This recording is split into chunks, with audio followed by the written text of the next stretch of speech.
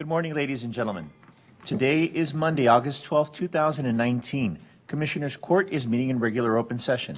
Would you please rise for the Pledge of Allegiance, followed by an invocation by Gerald Marcus.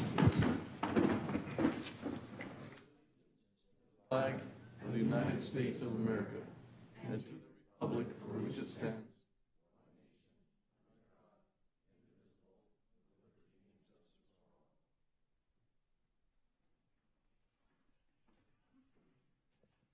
Please seat and bow your heads as invocation takes place. Thank you.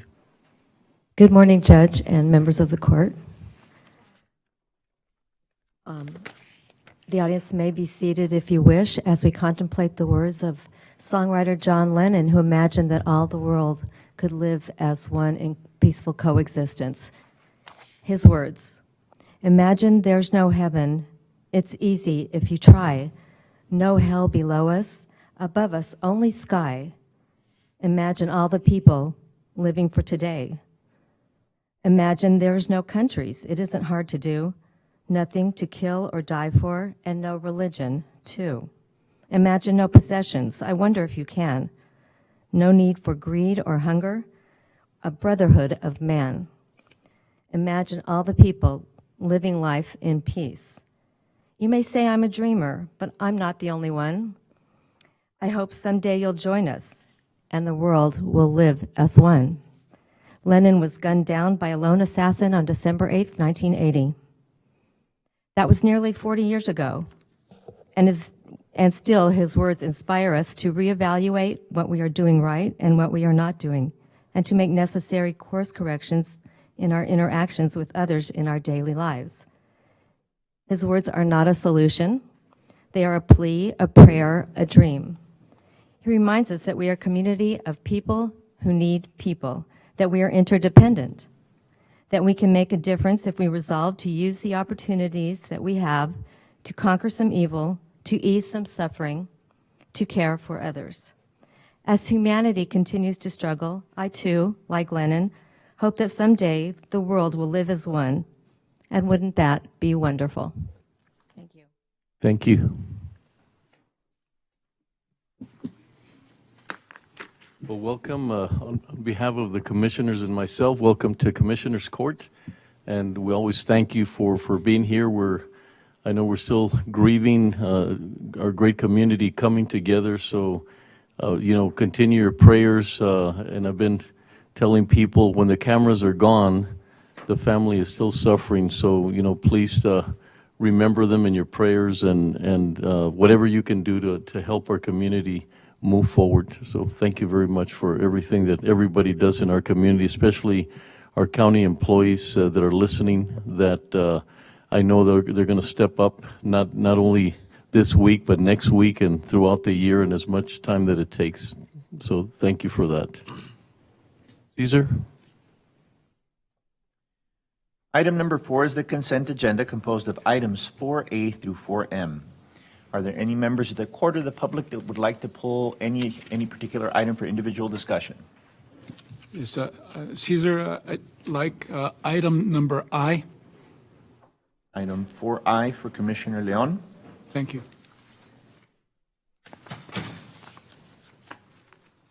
Any others? Commissioners? To approve. Second. Commissioner Perez. Aye. Commissioner Leon. Aye. Commissioner Stout. Aye. Commissioner Robinson is absent. Judge Samaniego. Aye. Motion carries.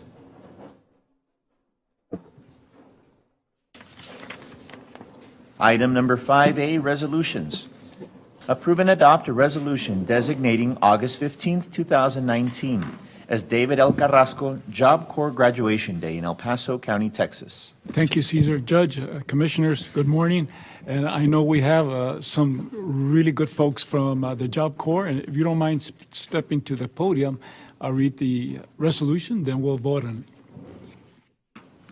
Whereas our nation's youth is one of our most valuable resources, and whereas the David L. Carrasco Job Corps Center, an outstanding vocational and academic education training program for the youth of El Paso and its surrounding areas has reached its 49th year for helping become responsible, enjoyable, and productive citizens.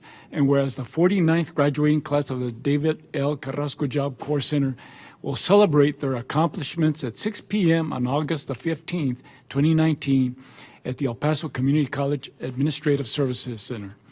Now therefore be it resolved that the Commissioners Court of El Paso County, Texas, formally designates Thursday, August 15th as David L. Carrasco Job Corps Graduation Day. Signed this 12th day of August 2019 by the honorable members of Commissioners Court. Second. Aye. Commissioner Leon, Aye. Commissioner Stout, Aye. Commissioner Robinson. Aye. Judge Samaniego. Aye. Motion carries. The podium is yours. Morning, good morning. Thank you, Judge. Thank you, Commissioners. Good morning. We appreciate you doing this once again this year. With me, I have our Center Director, Mr. Pedrosa, and I have two of our students. They're a part of the Student Government Association.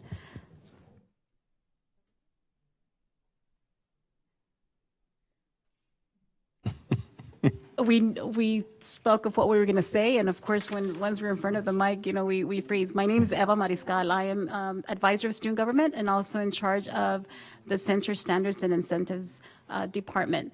So, Mr. Pedrosa, Hello, my name is Elizabeth Alcala. I'm a student in Job Corps. I am the SGA treasurer, and right now I finished my vocation in auto mechanics, and I'm working on getting my GED. Good for you. Congratulations.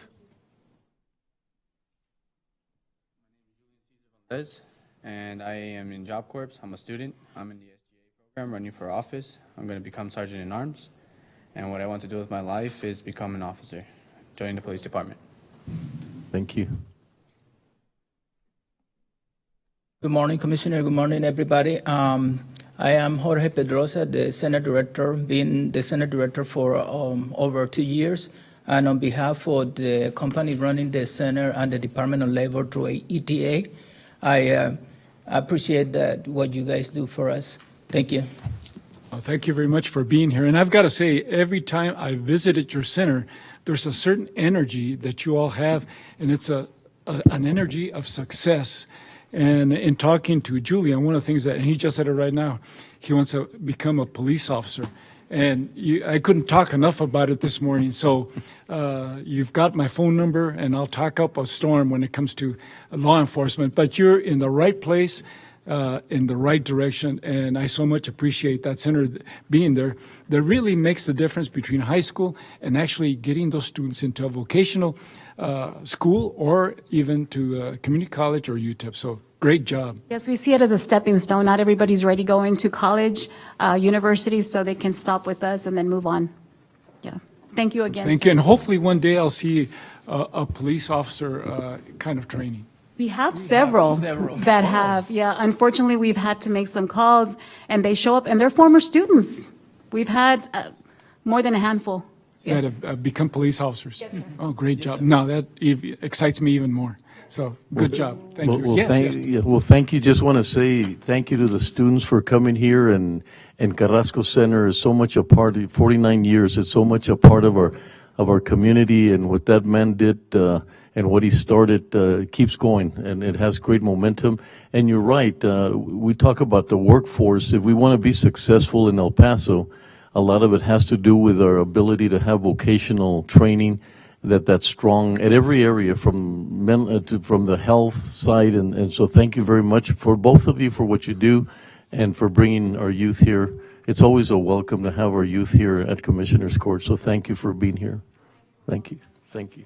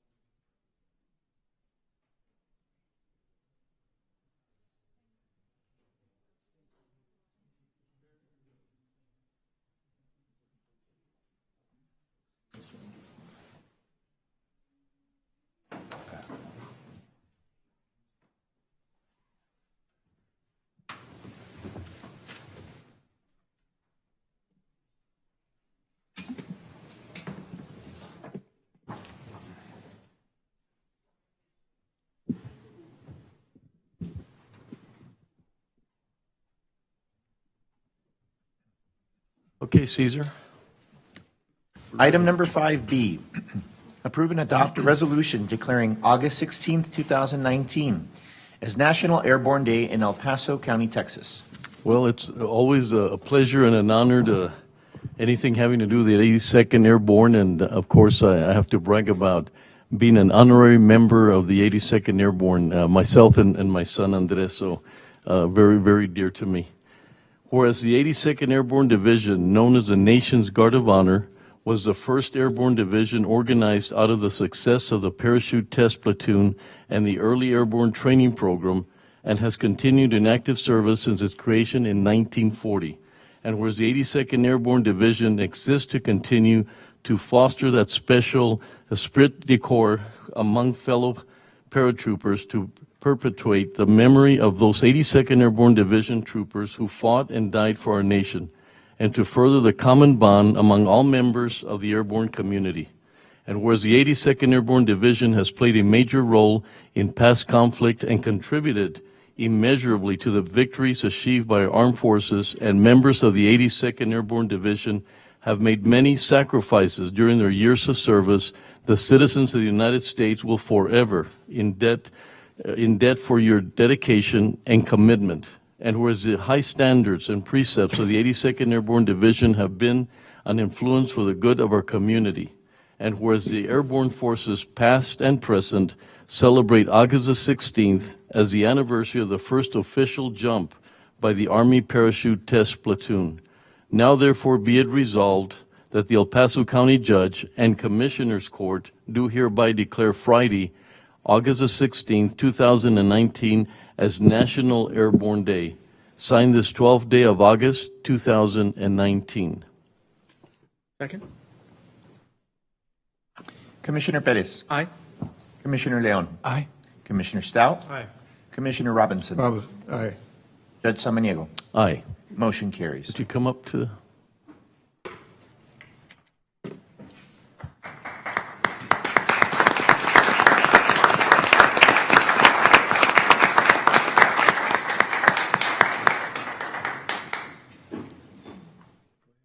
You can come up if you want to say a few words, or Mikey, nothing holds you back. Come on, you know that you want to say a few words. Judge, commissioners, thank you for this, what you're giving us veterans, especially airborne. We jump off a good plane. I don't know what was up here when we jumped. My fellow Vietnam veteran, Mr. Commissioner Robinson. And so I'm just trying to say that thank you, because a lot of times we don't get the recognition that we really deserved back in the day, right, Commissioner Robinson? Yes, sir. Okay. So thank you very much. 64 Rangers on a one-way trip. I'm sorry, sir? 64 Rangers on a one-way trip. Yes, Airborne. airborne, all the way. Would you like? Yeah, thank you. County Judge, Commissioners, El Paso is a unique community among all those communities that I've ever visited or lived in the United States. Our strength and support of the military in this community is beyond comparison to anywhere else. And I want to personally thank you for stepping forward and continuing to recognize those who have served in the military, those who are serving in the military, those who are separated and not retired. Those veterans tend to be overlooked. We talk about those who are retired and those that are currently serving, but we tend to miss the ones that maybe put in 2, 3, 4, or 5 years of service. And it is to them that I stand here and appreciate all of the veterans that serve that served and live now permanently in the El Paso area. And I thank you for recognizing the local chapter of the 82nd Airborne Association. Well, thank you, and thank you for all you do for 82nd Airborne, but always both of you veterans in general. the support that you give. So we thank you both for being here today. Thank you.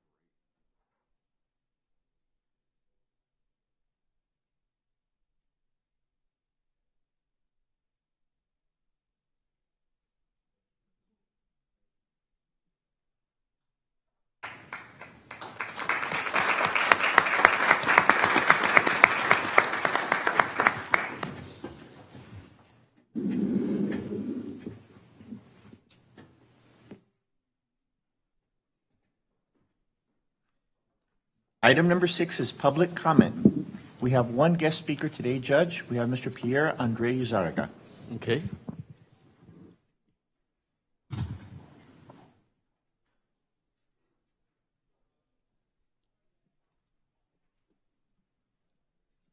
Morning. Morning. Morning. Paratroopers, he was saying, I don't know what we were thinking. I know what he was thinking. He was thinking, I'm American. I'm defending my country. There's nothing wrong with that. I hope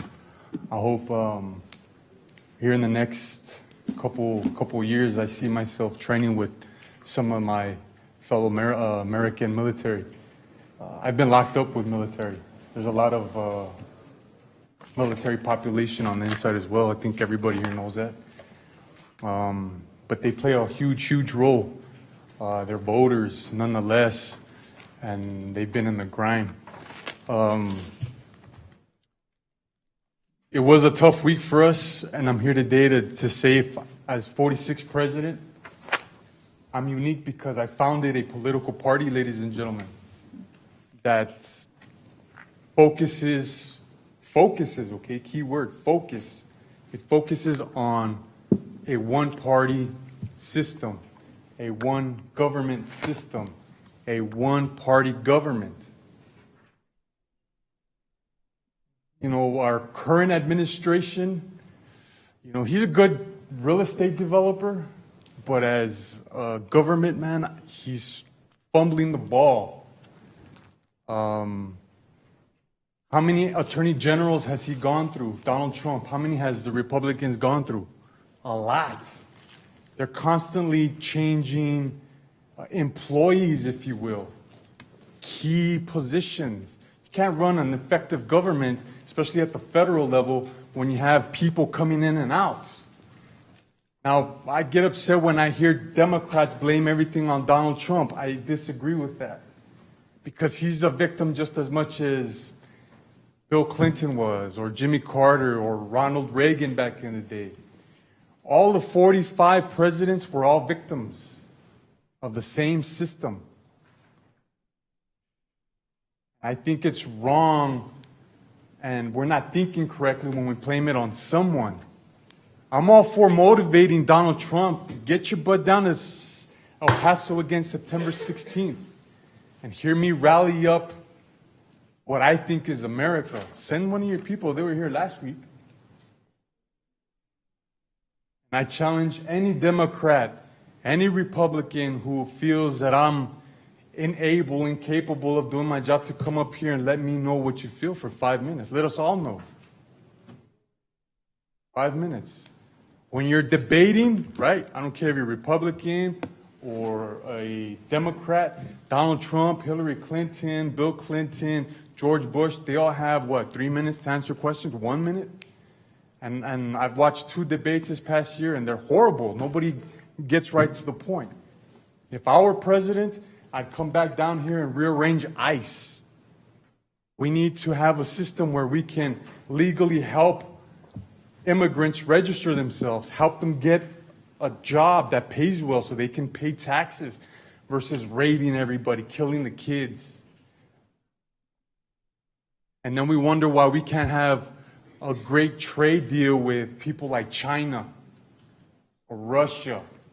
They laugh at us when they come down here. I saw Justin Trudeau escorted into the White House, shaking Donald Trump, his hand, taking pictures and whatnot, smiling. But then I see him in the afternoon with Nancy Pelosi doing the same thing. And as he's walking away, I can see the look on his face. He's laughing at us. He's laughing at the Democrats, at the Republicans, because he knows that they're saying stuff about each other, that we'll never get things taken care of. So they're kind of like, America was a powerhouse of the day, back in the day, not anymore. You know, and Mexico looks up to us, and they're just as messed up as we are. And that's foul. Our kids are suffering, victimized. We wonder why we got all these mass shootings. Up until last Monday or last Tuesday. 30 seconds. Yes, sir, thank you. The U.S. was going through 1.17 mass shootings a day. A day. We can't figure it out. Democrats want gun control. Republicans are for the amendment and what have you. Come down. Check me out if you have any questions, if you're interested in finding out more of what the mission that I have is about. Check me out on Instagram, Twitter, Facebook, YouTube. I'm a one-man gang, a one-man show, unfortunately, right now, but one man can accomplish a lot. Thank you for yours. Good day. God bless America. Thank you, sir. Thank you.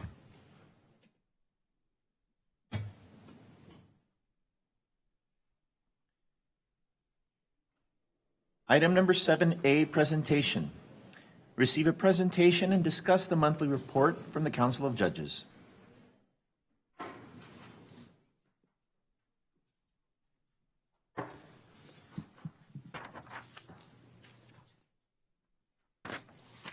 Good morning, Good morning, Commissioners, Judge. Judge. We have before us an ordeal of the most grievous kind. We have before us many, many long months of struggle and suffering. The judges and the staff of the El Paso courts join our community in mourning over the loss of life and suffering that began on the morning of August 3rd in the heart of our beloved city of El Paso. It falls upon our judiciary to ensure the proper administration of justice and to ensure that due process is followed pursuant to our state statutes, to our state constitution, and the Constitution of the United States. We exercise our responsibilities with great care. I would like to acknowledge several judges who, on that morning and the following hours and days in the week, took a leadership role. Those judges are Sam Medrano, Penny Hamilton, Alma Trejo, and Ruben Morales. They worked tirelessly and behind the scenes, and I thank them. And now the time has come for us to rely on each other and to work effectively as a team. And it is in that spirit this morning, on behalf of the El Paso Council of Judges, as well as over 200 employees and officials of the judiciary, I want to thank you, each of you, for agreeing to accept from us a monthly report on the highlights and the progress we are making in the justice system. We have a deep respect for your duties, for your hard work, and for your long hours running the county responsibly and promoting our success. Now, this report is a significant step to the judges of El Paso, because we look forward to regularly and directly communicating with you and the public about our court's efforts, our concerns, and our successes. Indeed, we are fortunate to have several judges in the Commissioner's Court today. Judge Angie Juarez Baril, Judge Selena Solis, Judge Alisa Perez, Judge Maria Salas Mendoza, and we also have Amy Lechuga, Executive Director of the County Court Administration, all supporting this initiative today. We believe that we all serve our citizens, and we serve them best by working together. So by formalizing this regular agenda item, it is our goal to continue fostering open, amiable, and productive communication and relationships. Furthermore, we welcome questions. From month to month, you will hear from not just me, you will hear from other judges, you will hear from Mike Cucaro, our executive director, who, by the way, also worked endlessly over this last weekend and the week before. And you will hear from Amy Lechuga, who is the executive director of County Court Administration. Now, our first report will be brief, but nonetheless important. We are pleased to announce that the Council of Judges has tentatively approved new operational guidelines to conduct business in a more deliberative and, if necessary, more expedient fashion. It seems that the administration of justice has become more and more complex as each day passes. And I am proud to say that our judges are taking the steps to study, to propose, and to adopt new and innovative practices to improve case flow management, operational policies, technologies, and promote public understanding of our courts.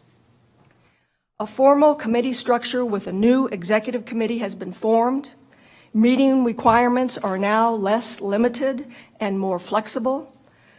Indeed, our committee chairs are already developing subject matter expertise within the scope of their committee assignments, and they serve as champions for improved best practices within the judiciary. Next, the council will have a new officer with authority to help move the business forward. In the immediate past, you all know that Judge Alma Trejo and Judge Salas Mendoza teamed up to conduct the business of the judiciary.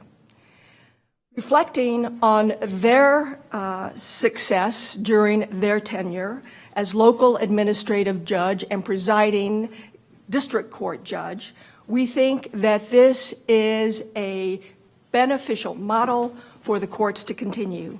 And so this year, we have our first presiding officer of the Council of Judges, and that will be Judge Ruben Morales, presiding judge for the county courts. Again, our thanks to you for giving us this time on your very busy agenda. Should you ever wish to make an inquiry of us, please do so. Our door is open. If you wish to attend one of our business meetings, let us know. Our door is open. Again, we appreciate your time this morning. Thank you. Michael, any comments from? No, just want to thank you. We've been talking, Judge Chu, about Yes. this dialogue, and to have you here, this is quite a breakthrough, and there's a tremendous amount of respect, and thank you for the judges in the audience. We know, I think we understand our role and the support that we need to give you so that you could be successful. And thanks for the connection with Joel Bishop and what's happening in the criminal justice system and some of the needs that we have and missions that we have in order to be successful together. And without a dialogue, we can't accomplish that. So really, thank you for this first step that we're taking, but look forward to a long and very strong relationship between us and the Council of Judges. We do as well. Thank you, Judge. Thank you so much. Thank you, Michael.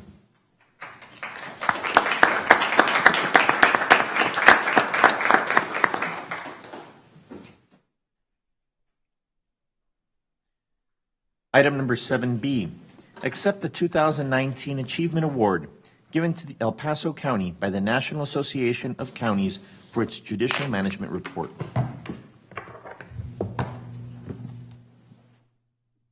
Good morning, Judge. Good morning, Commissioners. Betsy Keller, Good County morning, Betsy. Administrator. The NACO Achievement Award is a program to recognize innovative county government programs. El Paso County submitted the Judicial Metrics Gauging Court Efficiency Program for consideration this year. This program demonstrates the best of El Paso in several ways.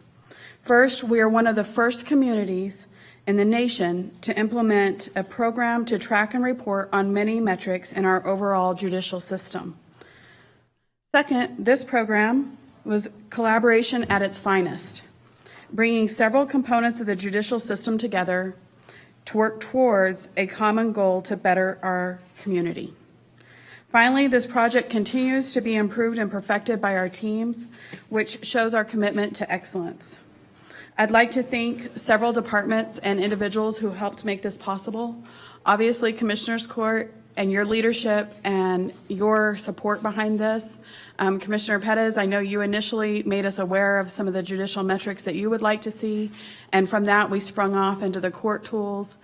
I attended training with over 45 individuals from the various departments and the courts. We all became credentialed court tools managers together. I want to thank Judges Trejo, Chu, and Salas Mendoza.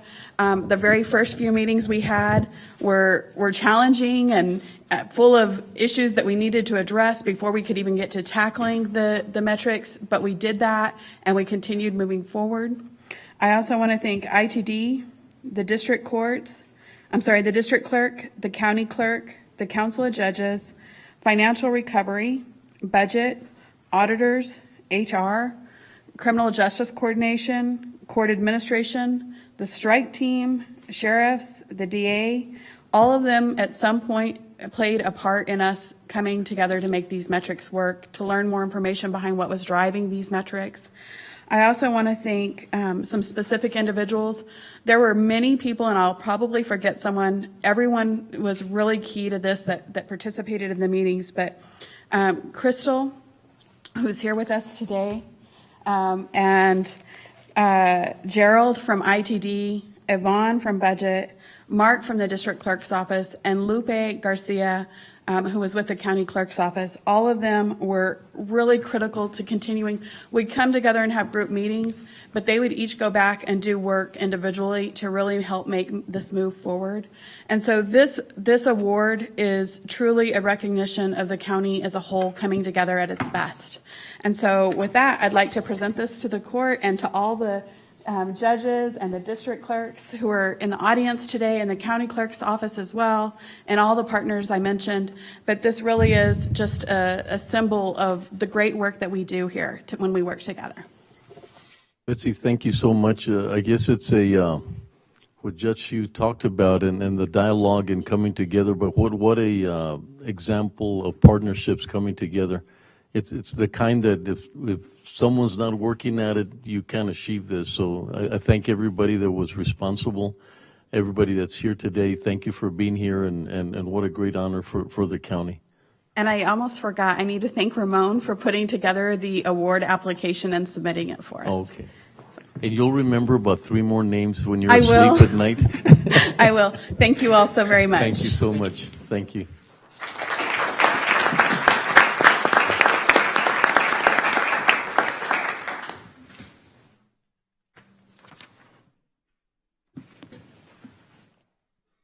Item number 8 from the regular agenda. Pursuant to the Property Tax Code, Section 26.05D, propose the 2019 tax rate for the El Paso County Hospital District's fiscal year 2020 budget. Good morning, Judge, Commissioners. My name is Jacob Cintron, President and CEO of the El Paso County Hospital District, and with me is Michael Nunez, our Chief Financial Officer. Michael's going to be providing a presentation as it relates to our proposed tax rate for our FY20 budget. Good morning, Judge. Good morning, Commissioners. What we have presented here, this is an abbreviated version of the budget presentation that we had during the joint meeting with the UMC Board of Managers and the court back on July 30th. First off, on the budget timetable, what we have presented here today is we are proposing the tax rate for our fiscal 2020 budget. We do have our next joint budget work session with the UMC Board of Managers on Wednesday. Was it this coming Wednesday, August 14th at 9 a.m. and then followed by next Wednesday's tax rate hearing number 1, August 21st at 6 p.m. and the second public tax rate hearing on Wednesday, August 28th, also at 6 p.m. Briefly, this budget will include the entities, University Medical Center of El Paso Health, El Paso Children's, as well as UMC of El Paso Foundation.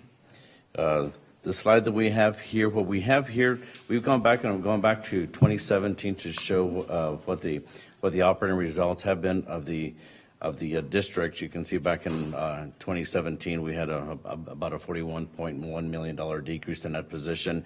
Improvements in 2018, also to 2019. We do forecast this year to be about $9.7 million decrease in that position. This does include our actual results through June 30th and then projected results for the months of July, August, September. For our fiscal 2020 budget in the lighter blue, we do have a scenario where if we go with a rollback tax rate, we do propose a budget of about $1.3 million decrease in overall net position for the district. And then in the gray, if we went with the effective tax rate, that would be about $6.5 million. Here are the individual entities showing the 2019 forecast as well as the 2020 budget. You'll see in total the $9.7 million forecast for the district, and then in 2020, $1.3 million. You see for the vast majority, UMC between 2019 and 2020, an improvement about $7.3 million. El Paso Children's about $2.3 million, and the foundation of about $1.3 million.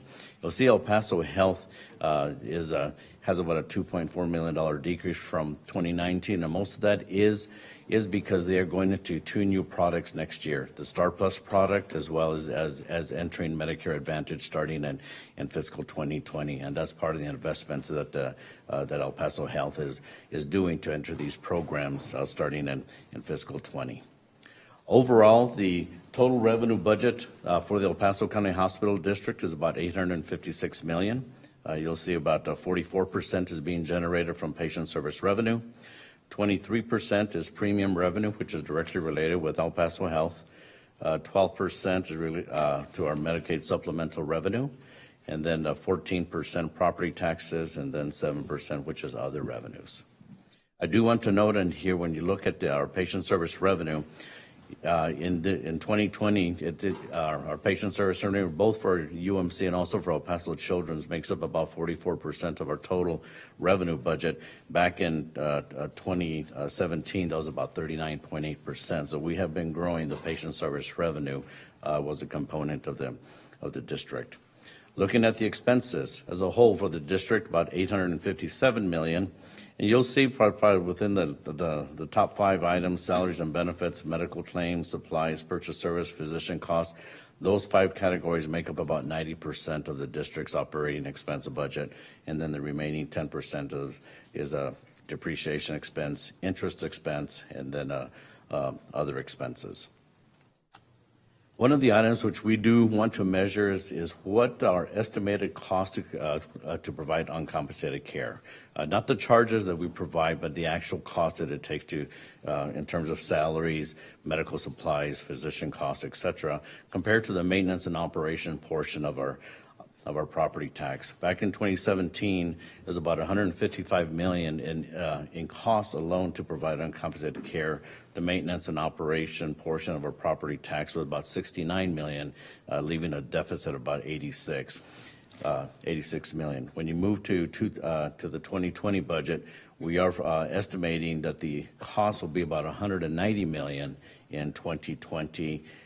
With a rollback tax rate scenario, the M&O portion, the maintenance and operations portion would be $96 million, leaving a deficit of about $94 million. So between 2017 and 2020, despite the growth in the patient service revenue, we still, there's still a gap between the estimated cost to provide uncompensated care versus the actual property tax revenues. On here, these are the scenarios that we have, which we wanted to illustrate between 2019 and where we are for 2020. In 2019, the total tax rate is 0.251943, which is generating almost about $110 million of property tax revenue. There's about $25 million of that $110 million is for debt service, and the remaining is for maintenance and operations. On our average home value last year of about $129,600, that was an annual property tax of about $327.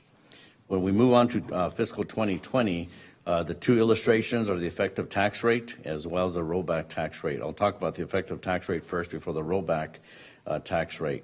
You'll see that the total tax rate, the effective tax rate is higher this year than last year's tax rate. This year's effective tax rate is 0.253519, which would generate, now based upon the new taxable values in El Paso County of about $44.7 billion, that would generate about $113 million in property tax revenue.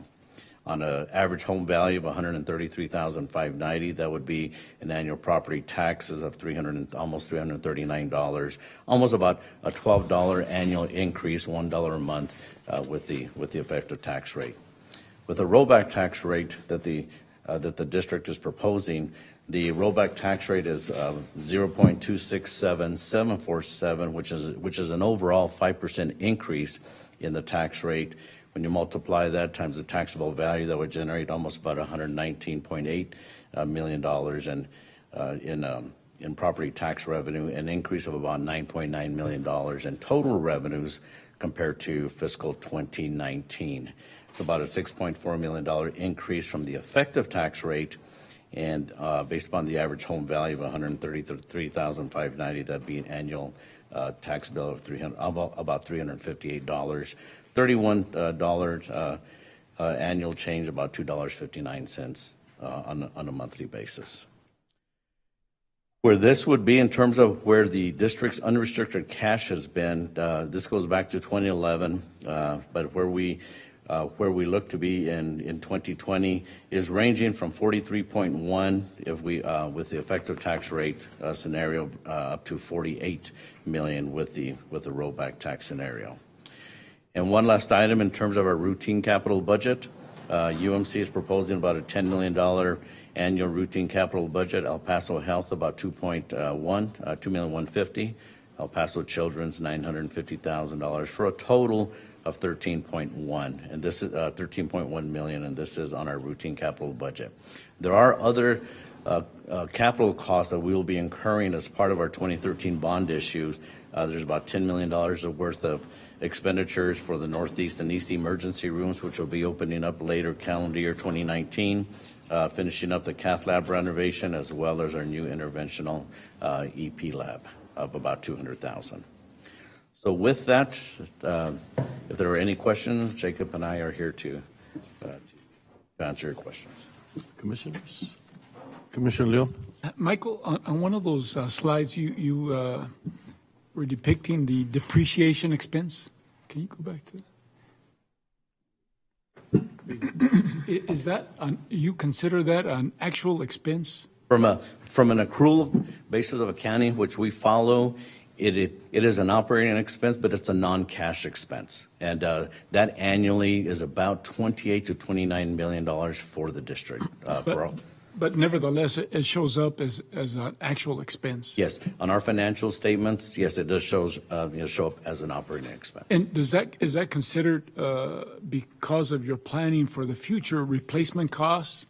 In terms of the amounts, when we purchase an item and there's an estimated value or estimated life of, say, 10 years, if it's a $10 million purchase, then it's an annual depreciation of $1 million over its estimated life. And that's based upon the general accepted accounting principles that we follow. Thank you. Commissioner Robinson? Thank you, Judge. In regards to your overall budget, in the previous meeting we had, you indicated by the increase in salaries for some of your employees. And you indicated that there's going to be assessed in the fourth quarter. Is that correct? Right. Typically, we've done these adjustments in the fourth quarter, so every 12 months or annually, we tend to do it in the fourth quarter. So in the fourth quarter, we had in our budget included going to the $11 minimum wage. What impact would it have to your budget if you gave it to them in the first quarter? It would be an increase of about $4 to $5 million. Is there any way that you can see that you make an adjustment there too? We can go back and evaluate it. If we do that, then clearly the impact will be on cash reserves that we were looking at growing. But we can look at that and then review it at the next joint session, which is, I think, this Wednesday. Okay. Well, I would like for you, please consider that. Yes, sir. Thank you.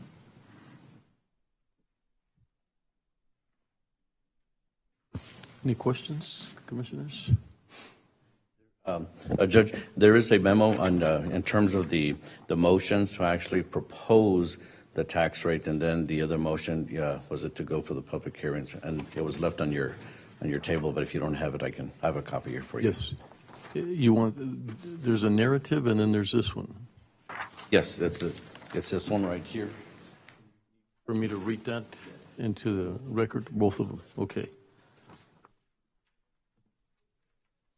El Paso County Hospital District motion language for tax increase proposal August 12, 2019. I move to propose a property tax rate for the El Paso County Hospital District doing business as University Medical Center of El Paso of $0.267747 per 100 assessed value for the 2019 tax year, which consists of a rate of $0.214921 per 100 assessed value for maintenance and operations, and a rate of $0.052826 per $100 assessed value for payment of the principal and interest on the debt of the district. I further move to schedule and publish notice for 2 public hearings to hear public comment on the proposed tax rate as follows. The first public hearing is to be held on Wednesday, August 21st, 2019 at 6 p.m. in the Commissioner's Court Chambers, 3rd floor, room 303, El Paso County House, 500 East San Antonio Avenue. And the second public hearing to be held on Wednesday, August the 28th, 2019 at 6 p.m. in the Commissioner's Court Chambers, 3rd floor, room 303, El Paso County Courthouse, 500 East San Antonio Avenue. Do we need a second? I so move. And again, just for clarification, it's been the court's practice where we propose both the rollback rate. I suspect we're going to be doing the same thing when we go through the counties, but just for the public's information. But full disclosure, the hospital district proposed budget is proposing to go back to the rollback rate, which is something that is unique or hasn't been the case in previous years. But just so the public is clear, the Commissioner's Court traditionally goes back to the rollback rate as we're still in our budget hearings, and we continue to go through both UMC and the county's budget. Commissioner Perez. Aye. Commissioner Leon. Aye. Commissioner Stout. Aye. Commissioner Robinson. Aye. Judge Samaniego. Aye. Motion carries. Thank you. Thank you.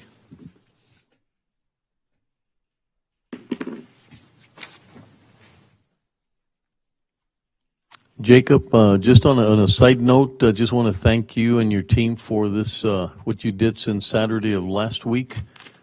Just an incredible, relentless effort from your physicians and all your team. You know, most of us went in and out, but you guys were always there. So I want to thank you, and please let your staff and people know the appreciation that not only ourselves, but I think the community in general had for the kind of work that you did. Thank you very much for that. Thank you.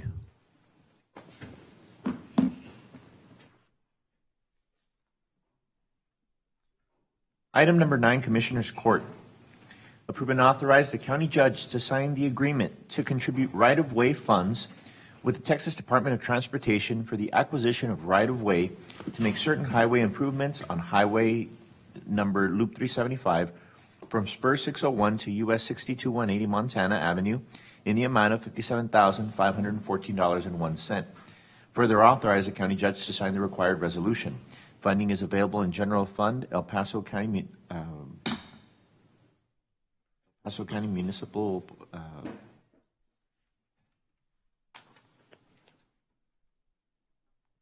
Capital Projects Land, contract number 2019-0225.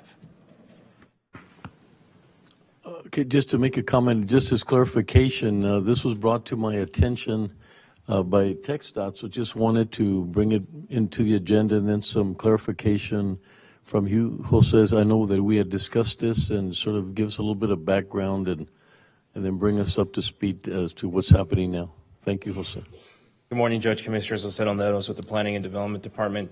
The item before you is a advanced funding agreement request from the Texas Department of Transportation, El Paso District, specifically for right-of-way acquisition for the widening project of Loop 375, the Purple Heart Memorial Highway. The reason why the county is being asked to participate in this is we're the local government that abuts or is in the vicinity of the project. The aerial in front of you shows the various units of government that are in place here. The green is Department of Defense or Fort Bliss. The area shaded yellow is the city of El Paso, and as you can see, right at the bend of Loop 375, north of Montana, that area and the aerial that is not shaded any color is in the unincorporated area. And as such, the county is being asked to participate in the acquisition of right-of-way for this project. This request came to into our department in the spring. We placed it on the Commissioners Court agenda. Subsequently, after receiving the request and having it reviewed by legal, last time the court did receive a briefing on this item from legal in executive session, and so the court certainly retains the authority to retire into this executive session if the court may have any questions. But our staff did recommend approval back in April for this item. Happy to take any questions that the court may have. Commissioners, questions? Commissioner Robinson? Yes, what is the advantage for having this roadway expanded? Well, I would allow the county is not the sponsor of the project, so it's maybe a project more specifically for TxDOT. But the county has had a collaborative relationship with the El Paso District, and we've partnered on a number of projects. In fact, the county has participated historically in right-of-way acquisition partnerships in the past with TxDOT. But I would defer for the benefits of this specific project to the TxDOT representatives. Yeah, is there someone from TxDOT, please?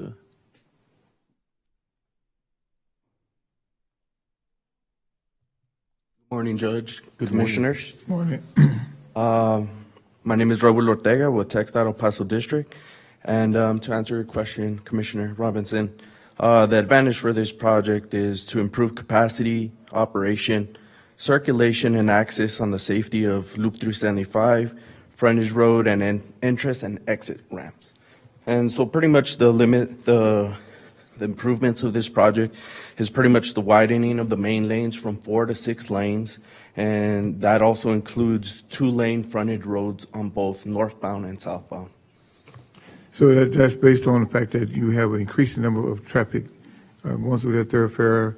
You have a growing number of where we have gone from 10,000 soldiers at Fort Bliss to roughly 40,000, which means that we add additional 15 to 20,000 vehicles, not only POVs, but military vehicles as well. Would that be a correct statement? That is correct. Yes, I mean, the Loop 375 continues to support the Fort Bliss military base and the economic vitality of the roadway. And the fact that we signed on to the increased buildup at Fort Bliss back in 2005 when we had the last round of BRAC, where we made certain commitments to the Department of Defense that we would do certain things to enhance Fort Bliss as far as the growth, which would be to the advantage of El Paso and El Paso County. Would that be a correct statement? Yes, it is. Thank you. Thank you, Commissioner. Any further questions? Commissioner Perez? Jose, we had an item like this similar a couple weeks ago. I think it was related to the Montana project. Again, in that project, we were asking why is it, necessary, or I guess what's the benefit of the court contributing these funds? I mean, which seems like a relatively small amount given the scale of the project. This is the same project, Commissioner. It's being brought back to the Commissioner's Court. I thought we had already voted not to fund that. Now, there was some conversation in executive session that if it was the pleasure of the court may want to return to executive session to discuss as it relates to contract negotiations. Yeah, there's no action, right? There was no action taken on that item. Okay. Well, I propose maybe we should go into executive session and discuss that a little bit further about our rights and responsibilities pertaining to that. Is that possible, Christina? So that you all can take that up at executive session? So you would be going under 551.071 to discuss legal and rights and responsibilities as it pertains to the agreement to contribute right-of-way funds with the Texas Department of Transportation for the acquisition of right-of-way to make certain highway improvements on highway number Loop 375 from Spur 601 to US 62 180 Montana Avenue.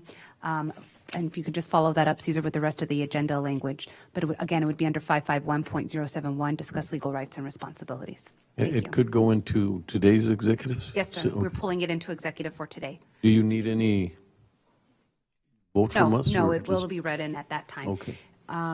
You can take it up now, or you can take it up at the time that you all retire into executive session later. When in the we meeting. go into executive session, I think, would Okay. that be the favor? Yeah. So then in the meantime, the current agenda will just lay on the table until you come back out to take any action. Okay, thank if you. warranted. Thank you. Yeah, I was about to recommend that. Last time when we had the item, TxDOT's representatives were not here throughout the end of the meeting. So if there were any other questions for TxDOT, I would urge the court to ensure that they ask that of TxDOT at this time. Yes, could you come up, please? Good morning. I'm Melinda Skiller, and I'm the right-of-way counsel for TxDOT for West Texas. Nice to see you all this morning. I did prepare a memo, and I have a funding chart that kind of walks you through the different types of projects and then the Texas Administrative Code that applies to county and city obligations to the projects. It's a little small in print, so if you all would like to look at this, refer to this at all during your executive session, I'd be happy to provide that to the administrator, and she can give that to you all. But it is a requirement under the Texas Administrative Code for local governments to participate in funding projects. Thank you.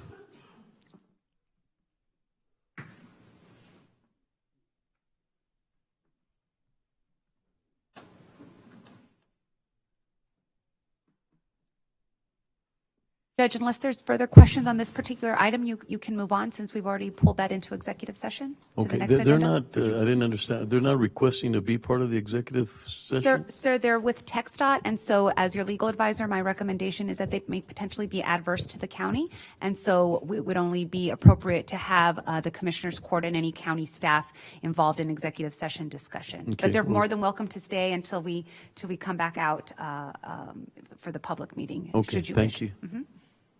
Thank you, Judge, Commissioners. Thank you, Jose. Would it be possible to get a motion just to move the item into executive session, please? Please, So moved. thank you. Second.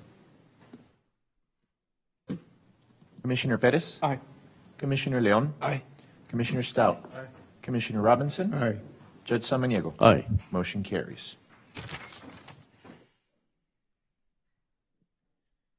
Item number 10, Auditor. Pursuant to Texas Government Code Title 10, Section 2256.003, please accept the attached investment report for the third quarter and 9 months ended June 30th, 2019.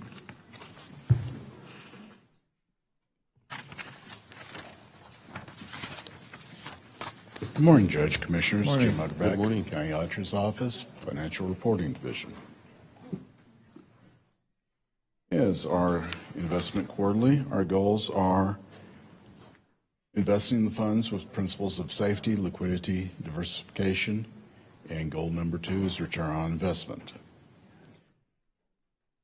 Investment risk chart here, we're allowed to invest in government-sponsored enterprises, which are Federal Home Loan Bank, Federal Farm Credit Bank, Treasury notes, money market funds, and local government investment pools and Treasury bills. Rate comparison of tax pool rate and tax pool prime. Tax pool prime rate is at 2.52 as of the end of June. Tax pool rate was at 2.38. As you can see, the line at the bottom is the Treasury rate for the various months. At 3 months, it was at 2.2. 6 months, 2.1. 2% for 1 year, and declining after that to 1.81 for a 2 year, 1.83 for a 5 year. Went into an inverted yield curve with the treasuries. So the short-term rates are actually earning more than the longer-term rates out there.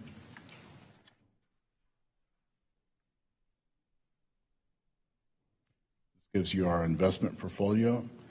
As of June 30, 2019, we have 21.67 million in tax pool in cash. We have 5.4 million in tax pool and 197 million in tax pool prime.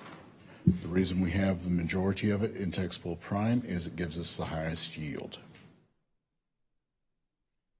Compared to last year at the same time, we had 29 million in cash, 22 million in tax pool, and 176 million in tax pool prime.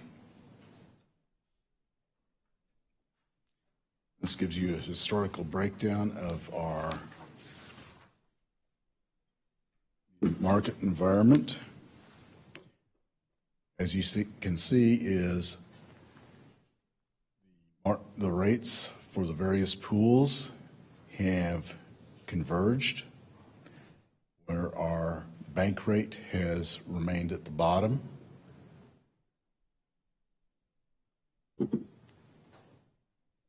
Investment yields for the various pools, with tax pool prime leading at 2.52%, Texas class at 2.42%, tax pool at 2.38%, and our Vantage Bank at 0.228%.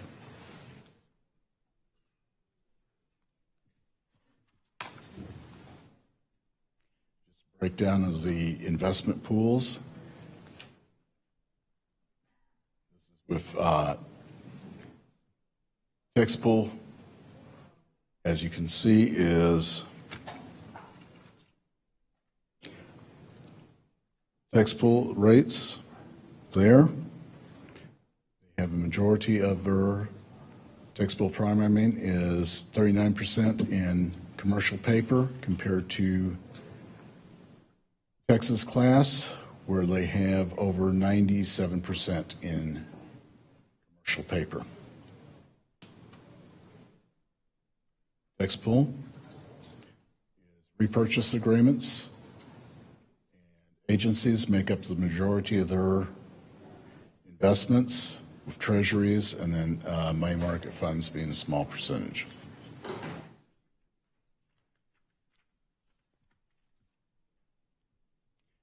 Three-month benchmark compared to our portfolio yield, we actually are now earning more than the benchmark, and that is because of the decline in the treasury rates. And with the July 31st, they reduced the Fed funds rate by a quarter basis point to 1.75%.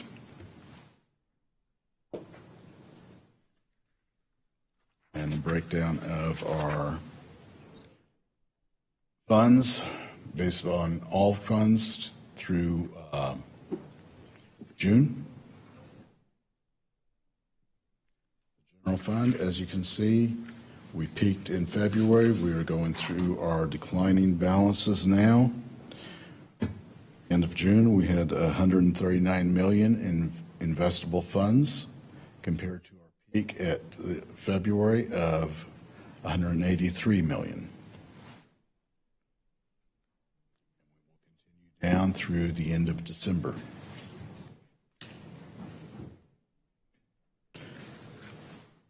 Our debt service, as you can see, we actually peaked is in February, right before our debt service payment. We have a February 15th debt service payment, and that is approximately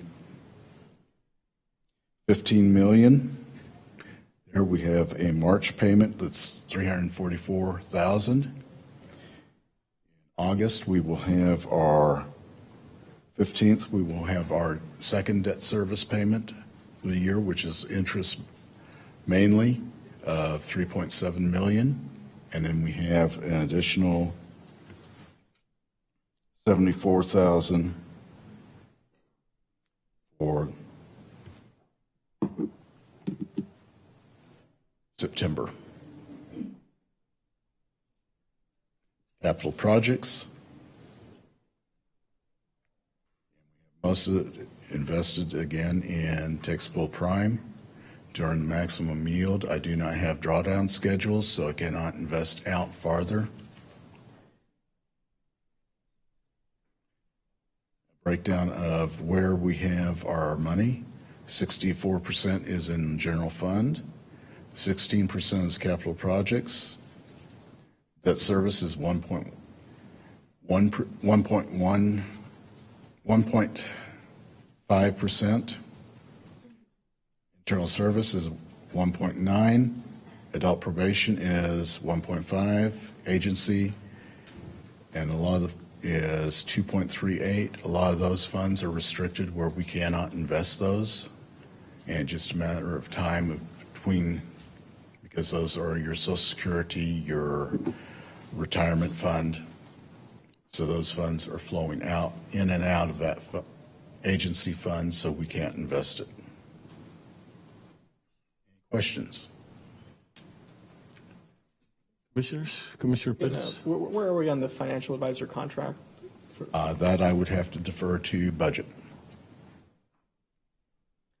Good morning, Judge, Commissioners. Wally Hargrove from the Office of Budget and Fiscal Policy. As we noticed in July's special meeting, we had a discussion we wanted to take place with the Auditor's Office, County Administration, and ourselves as to the specific details of that agreement, whether it was going to be a full service, all-inclusive, or just an investment management oversight agreement. So we have to reconvene that meeting as soon as we close budget hearings out this week. That's next on our list.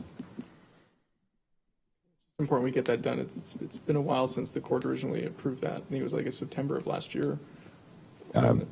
Yes, sir. The latter part of the year, closer to, I think, but it was at the end of last year. We've gone back and forth with the firms and with audit, and would like to bring that to closure so we can have that up and running effective with the new fiscal year. Thank you.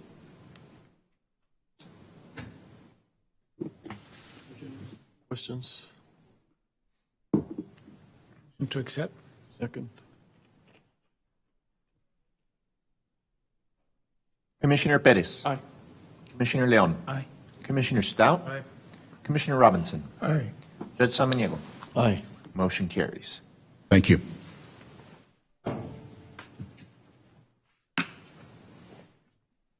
Item number 11, Judiciary and Corrections. Approve and authorize the county judge to accept the Texas Veterans Commission Fund for Veterans Assistance El Paso Veterans Treatment Court Grant in the amount of $300,000 from July 1st, 2019 through June 30th, 2020. No county matches required. Contract number 2019-0504. Good morning. Good Morning, morning. County Judge and County Commissioners. I'm Silvia Serna, Veterans Program Director. And on behalf of the court, I ask respectfully that you approve and authorize this acceptance of the official notice of grant for the amount of $300,000. And this is for the operations of some of the staff members for the treatment court. Move to approve. Second. Commissioner Perez. Aye. Commissioner Leon. Aye. Commissioner Stout. Aye. Commissioner Robinson. Aye. Judge Samaniego. Aye. Motion carries. Thank you all very much. Ms. Edna, thank you for all you do in that court. Just incredible job, a lot of work, and but we thank you. I My know the pleasure, veterans Judge. thank you very My much for pleasure. that. Thank you so much. Y'all have a good one. Bye-bye. Thank you. Item number 12, approve and authorize an amendment to increase the current Justice of the Peace Special Revenue Security Fund budget in the amount of $66,168. This amended request is to support the updated quotes received for renovations. Further approve the reallocation of funds in the amount of $66,168 from Special Revenue Justice Court Security Operations Contingencies to Special Revenue Justice Court Security Capital Out renovations. Judge, Commissioners, before you act on this item, I'd ask that you lay it on the table for just a minute while I work through something with Christina that we're discussing on this item. We'll bring it back during today's meeting, but I'd like to discuss it just a little bit further in relation to some other issues we have going on, particularly with the JP Court. And we may need to be able to discuss this in executive session to get your legal rights and responsibilities. So if you could give us just a few minutes while we look into that. And Judge Commissioners, if I also might ask if we could call into the next item, item 23, for the county rollback tax rate. I request this as we would like to get this posted online on public access TV and with the El Paso Times tomorrow. We've got everything ready to go. We'd just like to get it action taken on it early in the meeting.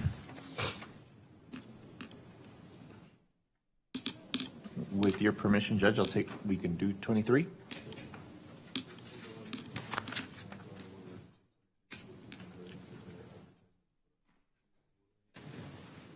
Let him read it in. Yeah. You got this? Okay. Okay. Item number 23 from Budget and Finance. Pursuant to the Property Tax Code, Section 26.05D, propose a tax rate, or pursuant to the Property Tax Code, Section 26.05A, adopt the tax rate for the County of El Paso. Thank you very much. Good morning, Judge Commissioners. Wally Hargrove from the Office of Budget and Fiscal Policy. On your screen, I just have two quick overviews on our tax rate. We've discussed this last week in our budget hearings. On the far left column, you'll see the effective tax rate for the County of El Paso. Also, increasing slightly over our current tax rate. Our current tax rate is in that first column, 44.78 cents. Effective tax rate went up slightly to 45.06 cents. In the budget that we presented to you last week, we asked that the court consider the rollback tax rate as a matter of information in our financial policies. As Commissioner Perez noted earlier, by policy, we asked that the governing body propose the rollback tax rate. We will work our way this week to conclude our budget hearings. So the ultimate tax rate that the body does adopt, the ceiling is the rollback tax rate. That allows us to publish this in the El Paso Times tomorrow. It'll be on public access television running 5 times a day during the day, and will also be on our website as required by statute. So that allows us to plan our agenda accordingly and get all of our legally required publications completed on time. The next slide, if you'll go to the next one, gentlemen. Similarly to UMC's overview, this represents what the County of El Paso effective current tax rate and rollback tax rate generates in revenue for the County of El Paso. The average home value did increase by $3,952 up to $128,590. With the consideration of the rollback tax rate, the overall tax increase over the effective tax rate's a little over $49 a year, or $4.11 a month. The current tax rate, the proposed rollback tax rate generates about $20.5 million above the current tax rate, and on the proposed budget would cover approximately 63% of our proposed budgetary increases. With that, I'm available for any questions. And likewise, Judge, we left for you a motion to be read into the record as to the components of that tax rate, the intended dates for the public hearings, and available for questions. Any questions before I read it? I move to propose a property tax rate for El Paso County of 0.48997 per 100 assessed value for the 2019 tax year, which consists of a rate of 0.444645 per 100 assessed value for maintenance and operations of the county, and a rate of 0.044352 per 100 assessed value for payment of the principal and interest on the debt of the county. I further move to schedule and publish notice for 2 public hearings to receive public comments on the proposed tax rate as follows. The first public hearing is to be held on Wednesday, August the 21st, 2019 at 5:30 p.m. in the Commissioner's Court Chambers, 3rd floor, room 303, El Paso County Courthouse, 500 East San Antonio Avenue. The second public hearing is to be held on Wednesday, August 28th, 2019 at 5:30 p.m. in the Commissioner's Court Chambers, 3rd floor, room 303, El Paso County Courthouse, 500 East San Antonio Avenue.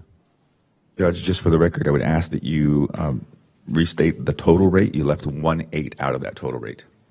Which would be? 0.488997.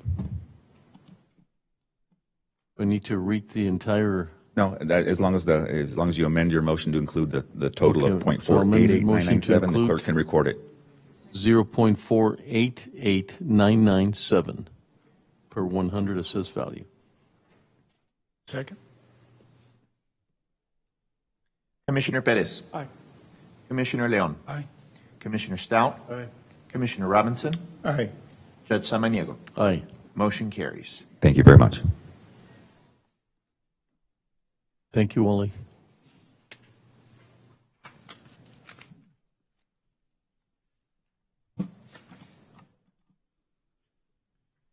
Item number 13, Human Resources. Pursuant to Chapter 157, Subchapter F of the Texas Local Government Code, hold a public hearing to receive comments on the restatement of the County of El Paso's Health and Dental Summary Plan Description for 2019. The county's Health and Dental Summary Plan Description was approved by the Risk Pool Board during their meeting on July 17, 2019. We have a motion, please, to go into a public hearing. Second. Commissioner Perez. Aye. Commissioner Leon. Aye. Commissioner Stout. Aye. Commissioner Robinson. Aye. Judge Samaniego. Aye. Motion carries.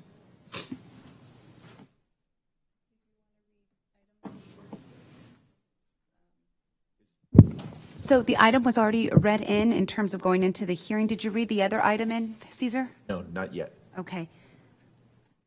Public hearing first. Yes, so go ahead and go do a little overview of what the item is, and then if anybody wants to comment, they can, and then we'll read the other item in so that the court can take action. Good morning, Judge, Commissioners. Berenice Acosta with the Human Resources Department. This item before you is the 2019 SPD changes, which will take effect 1/1 of 2019.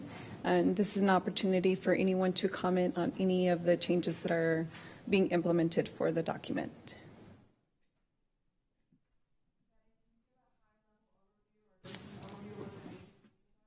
Oh, you want me to present during this one? Okay. Yeah.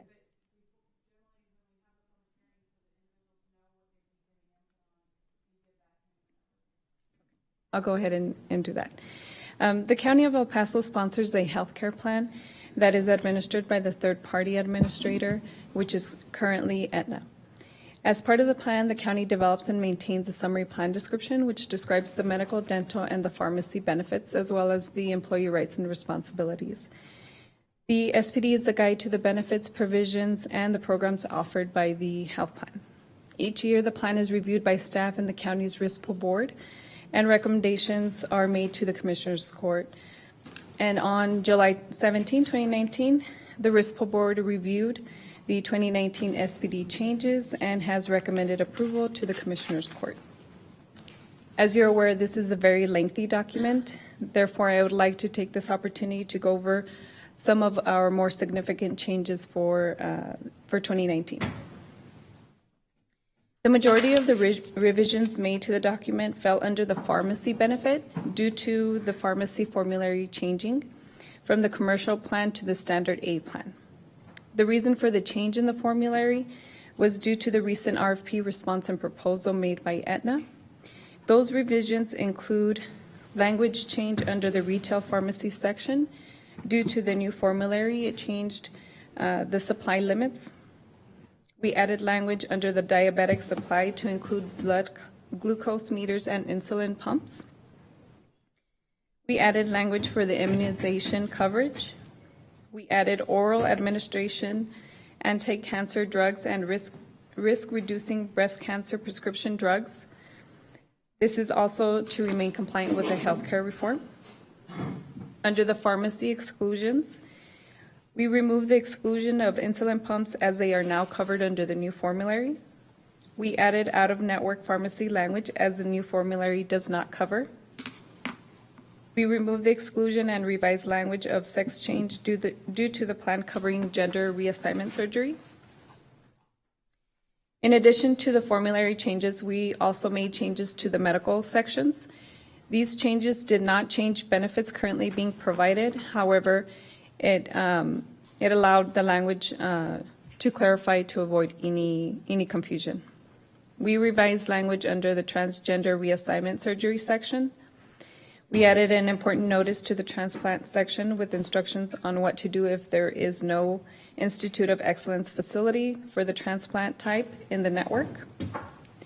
We added clarification language to the eligibility section to clarify the effective date when an individual has been determined to have reached full-time status.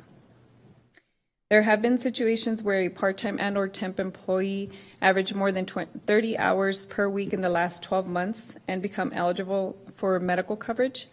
In our review, we realized that we did not have language in our SPD that provided guidance. We added language under the coverage for dependents section to clarify documents needed for dependents and information on the retirees.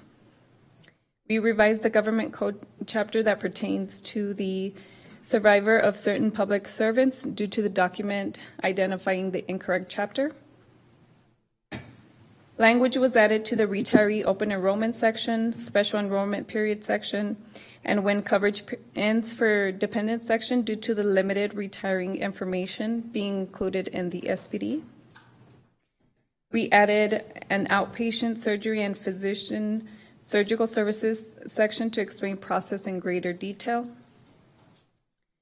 Due to a change in Aetna standard language, revisions were made to the additional provisions section and the definition of recognized charges. And lastly, we added language to clarify what is not covered under outpatient cognitive therapy. As for the dental SPD, the only change made to that document was the effective date, which is 1/1/2019. We have published a redline version of the SPD to show all the changes in case any member or anyone from the public has any questions.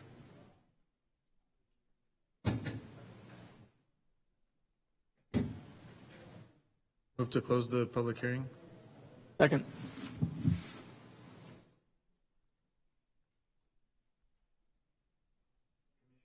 Aye. Commissioner Leon? Aye. Commissioner Stout? Aye. Commissioner Robinson? Aye. Judge Samaniego? Aye. Motion carries. Item number 14, approve the restatement of the County of El Paso's Health and Dental Summary Plan Description for 2019. The county's Health and Dental Summary Plan Description was approved by the Risk Pool Board during their meetings on July 17, 2019. Funding is available in IS Health Dental Claims, contract number 2019-0410.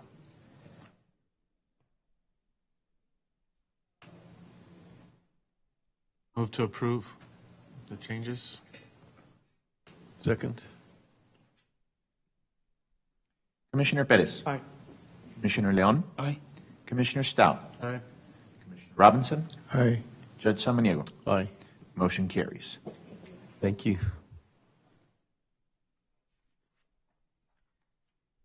Item number 15, discuss and take appropriate action to authorize the county to conduct a prevailing wage rate survey pursuant to Texas Government Code Section 2258.022A1 and to invite other El Paso County governmental entities, contractors, and subcontractors to participate. Funding is available in General Fund, General Administrative Expense Miscellaneous. Good morning, Judge, Commissioners. Michael Martinez, Human Resources. This presentation today is to give you a little bit of information, background, next steps, and coverage of process for prevailing wage. This item happens every 4 years, and the court usually takes general action on this, and we'll go through those steps now. So per code, the county is required to either conduct or adopt a survey either of their own or by Davis-Bacon. Davis-Bacon is basically the survey that's conducted every 4 years by the Department of Labor. Some general background, the previous commissioners' courts have given direction to usually do a survey, and that survey has been conducted by a committee that's put together that commissioners' court have asked include both government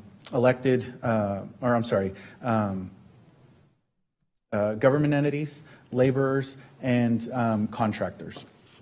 That committee has usually been charged with a mission, and that mission is to conduct the information, gather that information, put it into, update it for the current definitions, update it, and once they update that information, then they use staff to basically put together a survey. That survey is usually sent out to the communities and participating contractors that have done government jobs within a certain entity or within a certain time frame, and that data is then processed. The prevailing wage process rate, if you choose to move that direction, usually will consist of the committee. The department and supporting staff will then put together a kickoff meeting for that group. We'll send out invitations, bring everybody into that kickoff meeting, and then at that kickoff meeting, we basically establish monthly work meetings. Those monthly work meetings will be the majority of the heavy lifting for the definitions and for any other information that needs to go out. At the same time, if the commissioners decided to move that direction, PIA requests would be going to all of the government entities as well. That's where we're going to be requesting information for all the contractors that have worked on different government projects, and so that we can put that data together. Once that information is collected, we internally create the survey information and send that information out. Usually at that point, a committee would then take a break while all the data is gathered, compiled, and then there's an analysis that's done. As staff gets that information, we then put together that information for the committee to review. Usually the committee likes to see a larger group as directed by Commissioners Court previously. So they look at Davis-Bacon, they look at the previous rate, and they look at the rate that would be coming in based off of the new information that was collected. Commissioners then, that information is then presented to Commissioners Court by the committee and by staff, and then Commissioners Court would be able to look at options. And those are the options we'll go ahead and cover next. Those options that Commissioners Court will be presented with are either keeping the current rate, which is the rate that you currently have adopted, adopting Davis-Bacon, adopting the new prevailing wage rate that was established by the survey that has come in, or a combination of any of the three. I just wanted to make a quick point. Usually what happens is the Commissioners Court in general has taken an option to do one of the three. The main reason behind that is as Davis-Bacon is thorough, it doesn't contain all of the definitions that are usually included for the county's operations.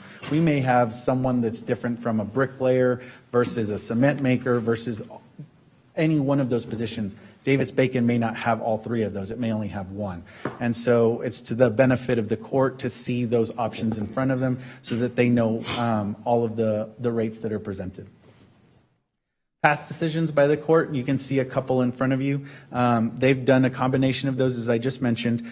Key note to mention from the last prevailing wage rate that happened 4 years ago, the court did in fact amend one of the rates. The court at the time had a policy initiative they were moving for a $10 minimum wage and did make that change to one of the positions that existed. So what happens after that? Where we're at now is we would take a vote at that point once those rates come in, and then that would be the new prevailing wage rate that would be effective on October 1st, 2020. That would be the direction that would be given at that point. The court has also previously given direction on whether staff can assist and go out to the other municipalities or government agencies and do informational presentation only.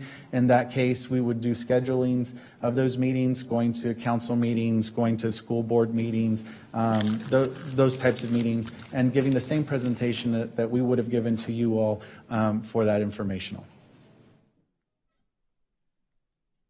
So what we're looking for moving forward is going to be next steps. The court has the option to choose which direction they'd like to conduct the survey. If they'd like to adopt Davis-Bacon, that would be the first item on your list. If the court does choose to move forward, myself, staff who is usually assigned, would request that we start the process off, and we would start scheduling those general kickoff meetings and putting things in order. If the court decides not to go the route of conducting a survey this year and chooses this cycle to adopt Davis-Bacon, staff would put that information together for you as well so that you would see that information moving forward. As we move forward in whichever direction you choose, we will obviously update the Commissioners Court through the County Administrator's highlight section, and we would also be requesting a budget impact of roughly $5,000. In either sense, that information is collected to do supplies, parking reimbursements, if there is in fact a committee that's put together, any type of mailing or PIA requests that need to go out to gather any of the information for conducting the survey. And with that, if you have any questions, I'd be glad to answer any. Commissioner Leon? Is there usually a big difference between what the county recommends and Davis-Bacon? In most part, Commissioner, it's usually relatively the same. The main issue that you see is the holes. So where Davis-Bacon didn't have, and I can give you an example from 4 years ago, roughly there was about 45 definitions just on the building side that had to be worked with, and on the Davis-Bacon side there was only about 29 or 30. So we were roughly missing about 15 of those. So we wouldn't have had wages that would have been appropriated for that prevailing wage in that area. But roughly the wages are similar in nature, if not relatively higher. And your thought of I think you had one of the options was a combination? Yes, sir. Is that what? In general, what happens, at least in the last couple of cycles, the Commissioners Court has requested that the survey be completed. The committee brought that information to the Commissioners Court. In any instance where there was either a missing number or possibly a lower number, the Commissioners Court made a recommendation to backfill that area with either the higher set of the previous prevailing wage or Davis-Bacon, whichever benefited those employees the most at the time. And if not, then the other option was, in fact, when there was the definition that fell below the $10 minimum, then they made that recommendation as well to bring that up. So you can have a multitude of options in front of you, but that would probably be the best option because it would cover all of your bases in the case that there wasn't a wage that came through on the survey. I liked the process last time. I feel it was pretty thorough, and staff reached out to a lot of folks. They created a committee, and there were just, I think there were just a couple. I think there were some plasters and mason association that had come in and been contacted, or we didn't know that they existed, or something along those lines. And so I would just request that make sure to reach out to those guys that came in and talked to us after we had gone through the process last time. And I'm curious to see what the rates look like as well. But I think we need to push that $10 up more, if that's possible for the lower paid positions. And Judge, Commissioners, I do want to just mention and remind the court, this is always a very contentious project. There's a lot of opinions and a lot of issues. Our team, Michael, and our contracts management team, Lorena, they've done a phenomenal job with this project the last time we went through this a few years ago. But you will hear feedback, and we would ask that you be sure to direct that feedback back to us. Let us address it, because there are a lot of anytime you talk about pay, it's very emotional and very personal. And so this is a time where we bring people into the room from the labor representatives, the companies themselves, individuals, and it gets contentious. So it really helps our team if you all make sure you direct any concerns back to us and let us address them. We really appreciate that. Thank you for that feedback, Betsy. I know in surveys, and we're not the experts, so we need to redirect. So thank you for that observation. Carl has a question. Commissioner Robinson? Do we include the chambers of commerce, I mean the Greater Chamber and the Hispanic Chamber of Commerce? Yes, Commissioner Robinson, we have sent out invites, and we'll do that again. Commissioner Stout, to your point, basically what our PIA requests do is it identifies which contractors and which laborers participated. That's kind of where our initial invite list comes from. But we look at any public entity that exists within the county's limits, and we reach out and invite them as well to participate, Commissioner Robinson. So, You said contractors, so like the Association of General Contractors? yes, sir. They're one of the main participants. Okay, very good. Thank you. I move to authorize the county to conduct a prevailing wage rate survey. Second. Commissioner Perez. Aye. Commissioner Leon. Aye. Commissioner Stout. Aye. Commissioner Robinson. Aye. Judge Samaniego. Aye. Motion carries. Thank you, Judge and Commissioners. The next item you'll see is a timeline that'll give you an idea of when the next kickoff meeting is and other general information that should be coming forward. By the way, that was a great presentation. You did a great job. Thank you. Thank you, sir. Well, you get to see me one more time. So. Okay. Item number 16, receive a presentation on the status of county ADA projects. Good morning again, Judge, Commissioners. Michael Martinez, Human Resources. The next presentation that you're going to receive is going to be an ADA presentation. We usually give you an annual ADA presentation and update earlier in the year. With some of the items that have been moving within the county, we wanted to make sure we waited and gave you a correct idea of where we're at. And to do that, our ADA coordinator, Amanda Manning, will be giving you that presentation. Thank you. Good morning, Judge. Good morning, Commissioners. Good morning.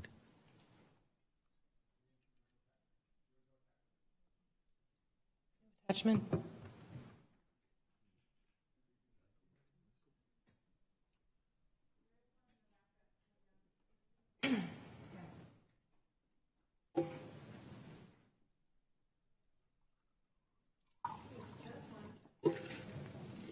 There's one in the, you said there's one in the backup online?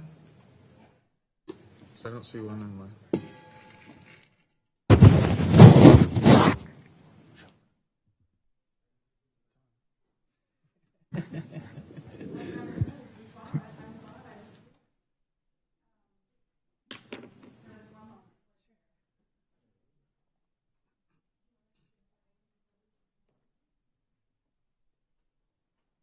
Go to the next item while they figure this one out.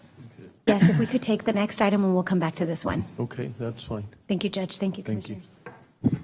Item number 17, approve and authorize the revision to the County of El Paso's overpayments, underpayments, and repayment policy. Good morning, Judge, Commissioners. Valeria with the County Human Resources Department.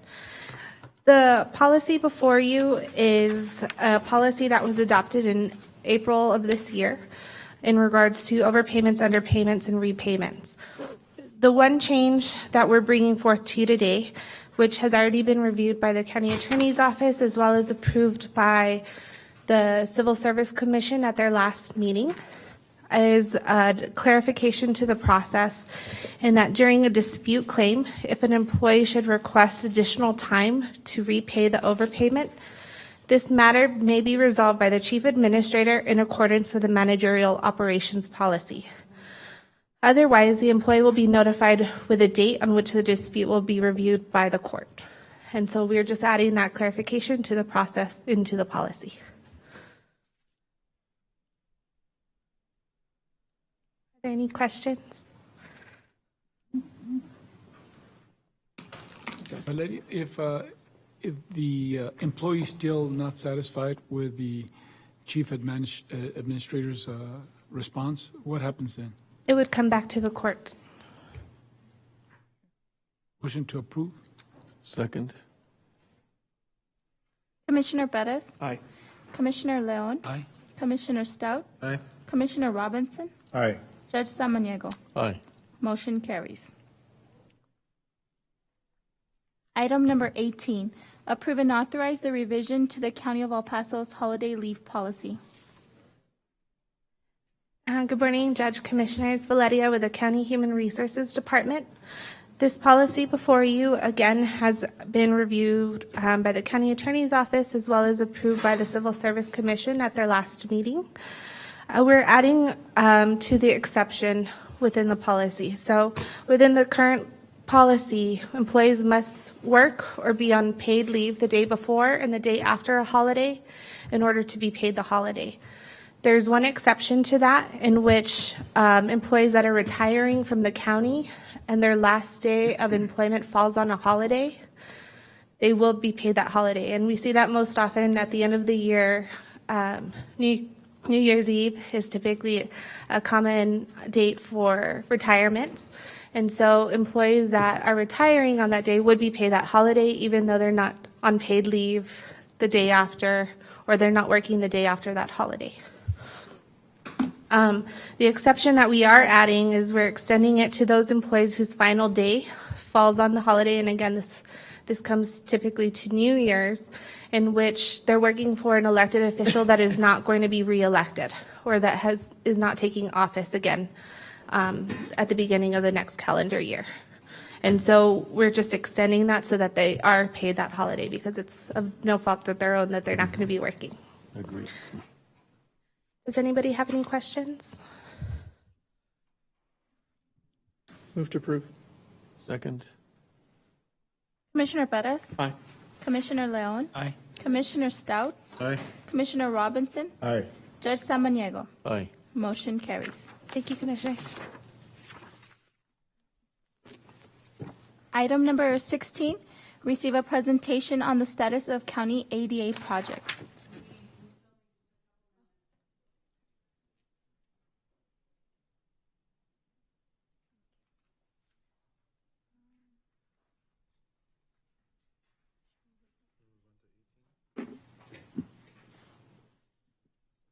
Item 18. Are you ready? If not, we can continue on. They said they still need a couple minutes. Okay, so let's go to 18. Would you like to go back to, are you guys ready? Oh, Oh, they're ready. Okay. They are ready? okay.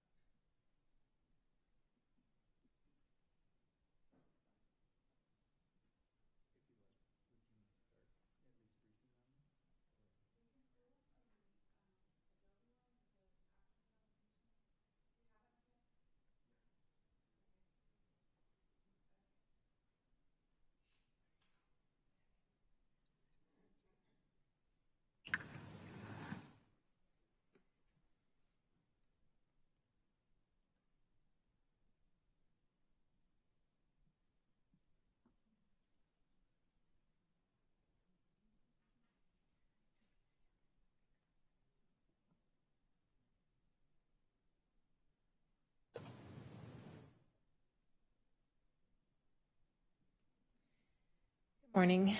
The purpose of this presentation today is to provide the Commissioners Court information on parks and facilities the county has brought into compliance or currently working on bringing into compliance with the Texas Accessibility Standards, TAS, and the Americans with Disabilities Act Accessibility Guidelines, ADAG.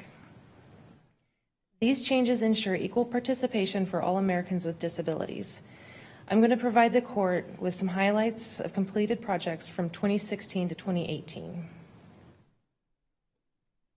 The County of El Paso has been proactive in its approach to ADA issues. The county is continually making changes to facilities and parks to bring them into compliance with ADAG and TAS.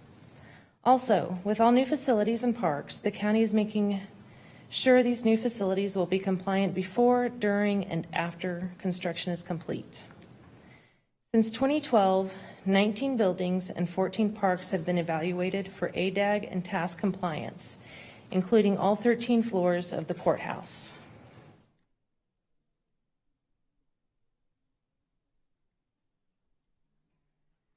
We evaluate each of the facilities and parks with a self-assessment survey.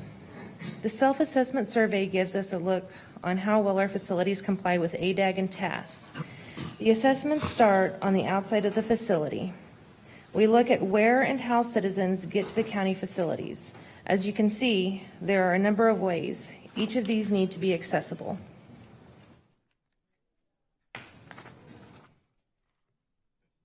Once citizens have made their way to an entrance, they need to be able to move through and use the county's facilities. The self-assessment is specific for each facility we inspect. We tailor each assessment to the features of each facility. Not only does the county have to be compliant with ADAG and TAS building standards, our programs need to be accessible also. This may include providing closed captioning, braille, large print documents, or sign language interpreters. For example, we're currently working with the Community Services Department, Nutrition Division, on making sure their senior program in the San Elizario area is in a compliant building. Recommendations and prioritizations are based on our self-assessments.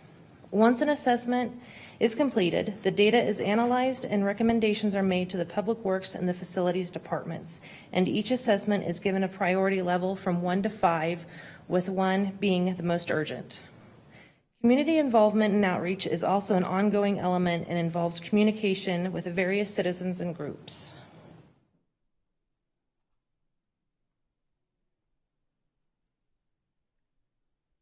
Our goal is to continue inspecting all county facilities, parks, and programs to ensure compliance with ADA, ADAG, and TAS, and to address any grievances from the general public. We have set annual goals to evaluate and write detailed inspection reports for at least 5 facilities and 2 parks and various programs each year. Each report details and identifies areas that are non-compliant with the Texas Accessibility Standards and the Americans with Disabilities Act Accessibility Guidelines. The inspection reports identify discrepancies and provide recommendations for compliance. Public Works may authorize the use of the ADA fund account to bring non-compliant areas into compliance with the Texas Accessibility Standards and the Americans with Disabilities Act Accessibility Guidelines. The County of El Paso's transition plan is the county's guide for barrier removal for facilities, parks, and programs. This transition plan is updated biennially and includes the county's accomplishments over the previous 2 years and lists future goals for the county to continue to work towards. The transition plan ensures equal participation for all Americans with disabilities. Since 2012, 19 buildings throughout the county have been inspected. 9 of these buildings have been corrected, partially corrected, or are in the process of being corrected. In the same time period, 14 parks throughout the county have been inspected. 7 of these parks have been corrected, partially corrected, or are in the process of being corrected. To enhance employees' awareness, the county incorporates how to interact with individuals with disabilities into its HR 101 class. And the county also offers a training through EP Build, Business United for Inclusion, Leadership, and Diversity. The previously listed accomplishments, along with the costs shown on this slide, are an update to the transition plan in progress over the last 2 years. It is important to remember this transition plan is fluid and not considered complete until we address all ADA issues throughout the county. This is why we update the transition plan every 2 years.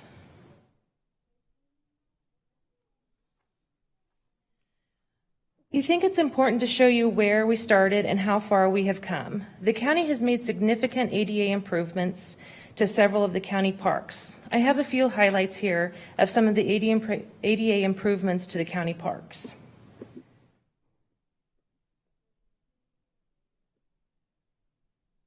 Starting with Gallegos Park, located in Canutillo. The old playground equipment has been removed and replaced with new accessible playground equipment. This is what was there previously, and this is what we have now. The equipment there is accessible. The ground cover is a hard rubber ground cover, which wheelchairs can now access the playground. Our second park is Estrella Park, located in Montana Vista.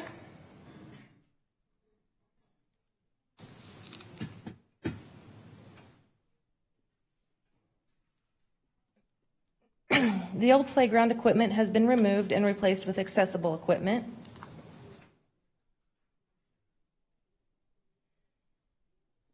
There are accessible walking paths. A soccer field with access has been added, and benches along the accessible path has been added also. Agua Dulce Park, located in Agua Dulce. The old playground equipment has been removed and replaced with new equipment. Picnic areas are accessible. An accessible walking path has been created with access to a newly created soccer field.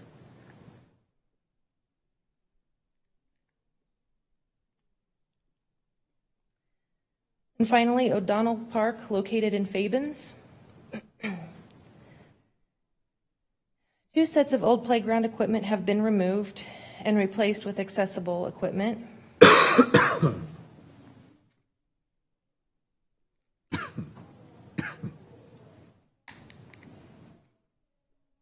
Access to the swing sets have been added.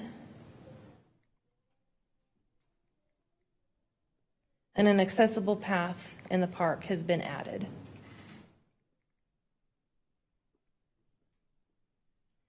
We have also made significant ADA improvements to buildings throughout the county. Here are some highlights of ADA improvements to a few of these facilities. The SADA Annex Suite A, located on Socorro Road. 1 customer service window has been made accessible. It has gone from what you see here to this. The window has been lowered for anybody using a wheelchair. They can now reach the countertop.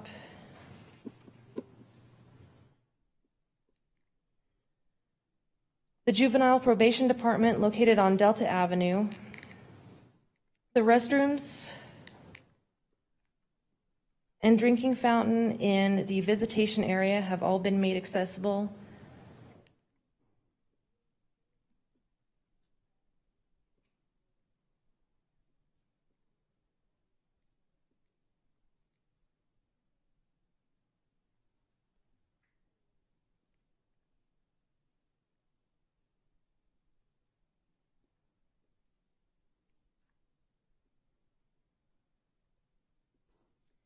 The MDR building, located on Overland. Several changes have been made to this building, but I'm going to highlight the front entrance this morning.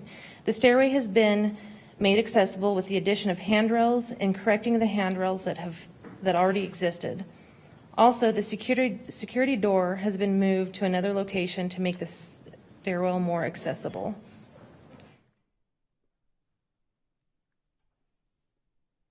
Liberty Hall, located on Kansas Street. The restrooms and drinking fountains have been made accessible.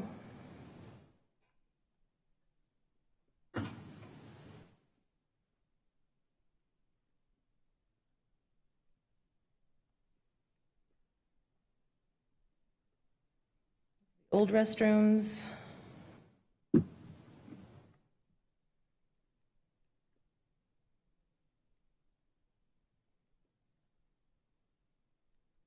One. The Elections Department, located at the Sheriff's Office on Justice Road. A ramp to the elections entrance at the back of the building has been added.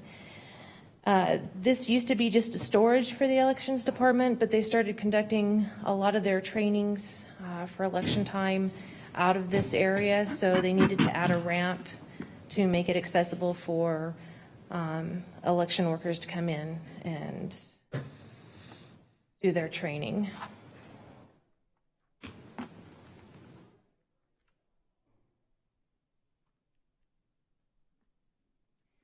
We are continuing the progress over the next year. This is a list of the county's current projects. These projects have been funded or are being funded from the 2018-2019 ADA fund.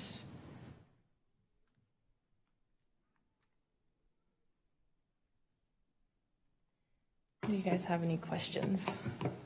Commissioners? Commissioner Robinson? We indicate there are a number of areas that not in compliance with ADA.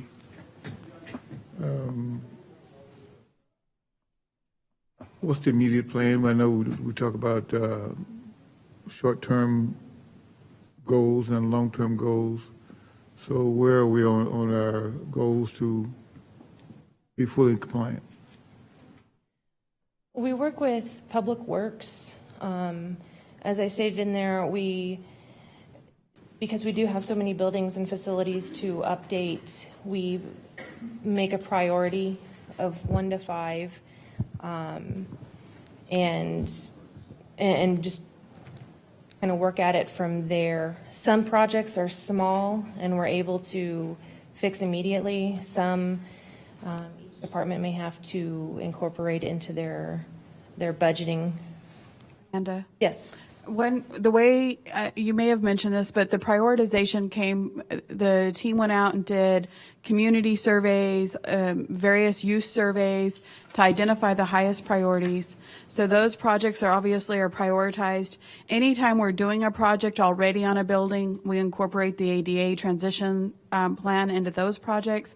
And additionally, part of your, as we've been discussing during budget, that the project list of over $8 million worth of ongoing every year needed CIP funds, that includes a $250,000 allocation every year to do additional ADA projects as they arise, or just going down the list of the prioritization.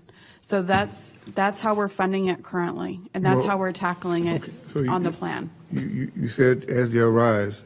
Well, let's bring it close to home. What about where I sit right now? So the project right now, you'll see the taping on the floor.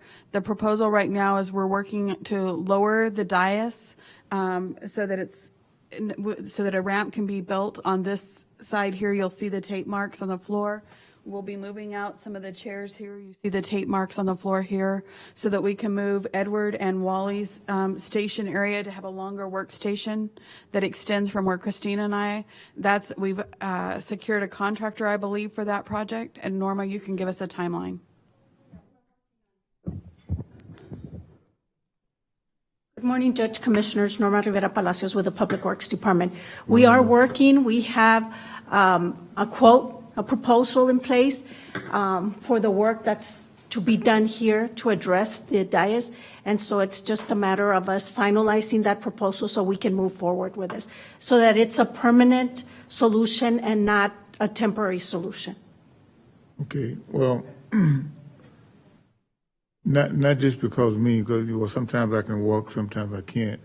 But we also, Commissioner Perez's assistant He's wheelchair bound. He may need to access Commissioner Pettis, but he can't. Absolutely. So, but I raised the question because what I was informed back while I was still in the hospital, what was going to be done, but I sit here today and still talking about it. And you're correct, Commissioner. What happened is we had several approaches. We brought in several vendors to give us recommendations. And a lot of the recommendations were a temporary recommendation, have a lift, or things that would just not work for the court. And so we continue to explore options, and the best option that we have looked at now and is being considered is the one to make it a permanent, lower the dais, and put the ramp up front and move Mr. Dion and Wally to another location. So it's a more complicated project, but it'll be in our recommendation. I think that's the best approach instead of having lifts that are noisy. Or also we talked to several people and we listened to what their concerns were as we try to determine what the best approach is. We'll move forward swiftly to finish this project. Commissioners, if I can just add a little bit more to that and how that process works. First and foremost, we've been communicating with facilities as they move forward on their master plan, and with the plan that Amanda's presented, we try and bridge those two together. So as an item comes up, we address those. Our prioritization also comes from several requests that we get or any grievances that we get as well. So those become the first priority that we'd like to address, and the funds that are usually given address those priorities, those higher priorities. So in this case, this comes in as a priority because it was a request that we were trying to meet. Other requests that have come in, whether it's a concern with someone that has an ADA disability, and they've made it as a request either as an employee or there's a grievance that's made by the community, we also try and address as well. You may have noticed some changes to Commissioners Court with doors also into the lobby, certain areas. Those areas that we were addressed, that have been addressed, we've coordinated quickly with facilities when we receive those, when we receive that information, either those grievances or requests, and that's how we coordinate them as well. One of the main issues that we also conduct is a quarterly report. As Amanda mentioned before, when she does those investigations and when she creates those reports, we have started to share those on a more active basis with facilities and also with Public Works. And in doing such, we've been able to coordinate better, more efficiently, and more effectively on the projects that we need to target as they come up. Before, we hadn't been doing that, and I think you're going to start to see a better streamlined approach to where ADA issues are being addressed and how they're being addressed. You're probably starting to see them throughout the courthouse now. These are some of the items, though, that you may not see as the restrooms and the parks come up, but throughout the building you should see those. But if there's any other questions, we can answer those also. Well, I think it'd be appropriate and appreciative that we do get updates on those things, because we're not only talking about internally as far as what the court is concerned, but we're talking about federal law as far as being compliant with ADA, where we could be subjected to, well, as far as, for me, it's very difficult for us to tell other entities on our jurisdiction that they must be in compliance with certain laws, but we are not in compliance. But also, I think that, I don't know what, I can't speak for anyone else, but I speak for myself that, let's see, this is August. My situation goes back just to March. At that time, I was informed that certain things would be done, so that I'll be able to access. Because at that time, I didn't know what my rehabilitation level would be. It was anticipated that I'll be bound to a wheelchair. I made some progress to a certain degree, which I'm not bound to a wheelchair, but sometimes I still have to use a wheelchair. So it makes it difficult for me my mobility is impaired to a certain degree. But March, and now we're in August, going to September. So basically what I'm saying is that I think that I or the court should have been informed or given an update before now. I agree, Commissioner Robinson, and I'll get you all a timeline within the next 24 hours on what the timeline is to complete this room. Thank you, Betsy. Well, thanks for all your work. I mean, I know it's just, this building was built just a few years before the ADA law took effect, and, had the law been passed just a little sooner, I mean, we wouldn't have a lot of the issues here inside the courthouse. But also many of our facilities that you have listed there were also, just predate the law, and, I think you all have done a good job of being proactive and trying to identify the highest priorities. Of what's remaining, I guess, how long do you anticipate that will be, is the 250,000 sufficient? I guess, given what's remaining, I know always that there could be additional funding, but at the 250,000 level of funding, how many years are we looking at, I guess, is really what I want to get at. Commissioner, when we became aware of this 250, we have been working with Amanda, and looking at all the building county facilities. And as they prioritize the list, we are aware that 250,000 is not enough to address all the ADA, the ADA issues that need to be addressed. We can look at it and give you a number on what would be an appropriate number so that we can make sure that we address all the ADA issues that we have. If you, based on this presentation that Amanda gave you, you've seen significant improvements. But as we look at the other buildings, as we continue to address those issues, you're going to find that 250,000 is not enough. And I think this budget year, if we go back and look at it, we don't have much money left. And I think we focused on the county courthouse, the bathroom in Commissioner's Court, and all the bathrooms here. That's been one of our focus this year. But in some parking lots at the parks also. So as soon as we become aware of one of the projects that need to be addressed, even if it's not on the list, but somebody calls it in and Amanda goes and looks at it, and we need to move on it, we do.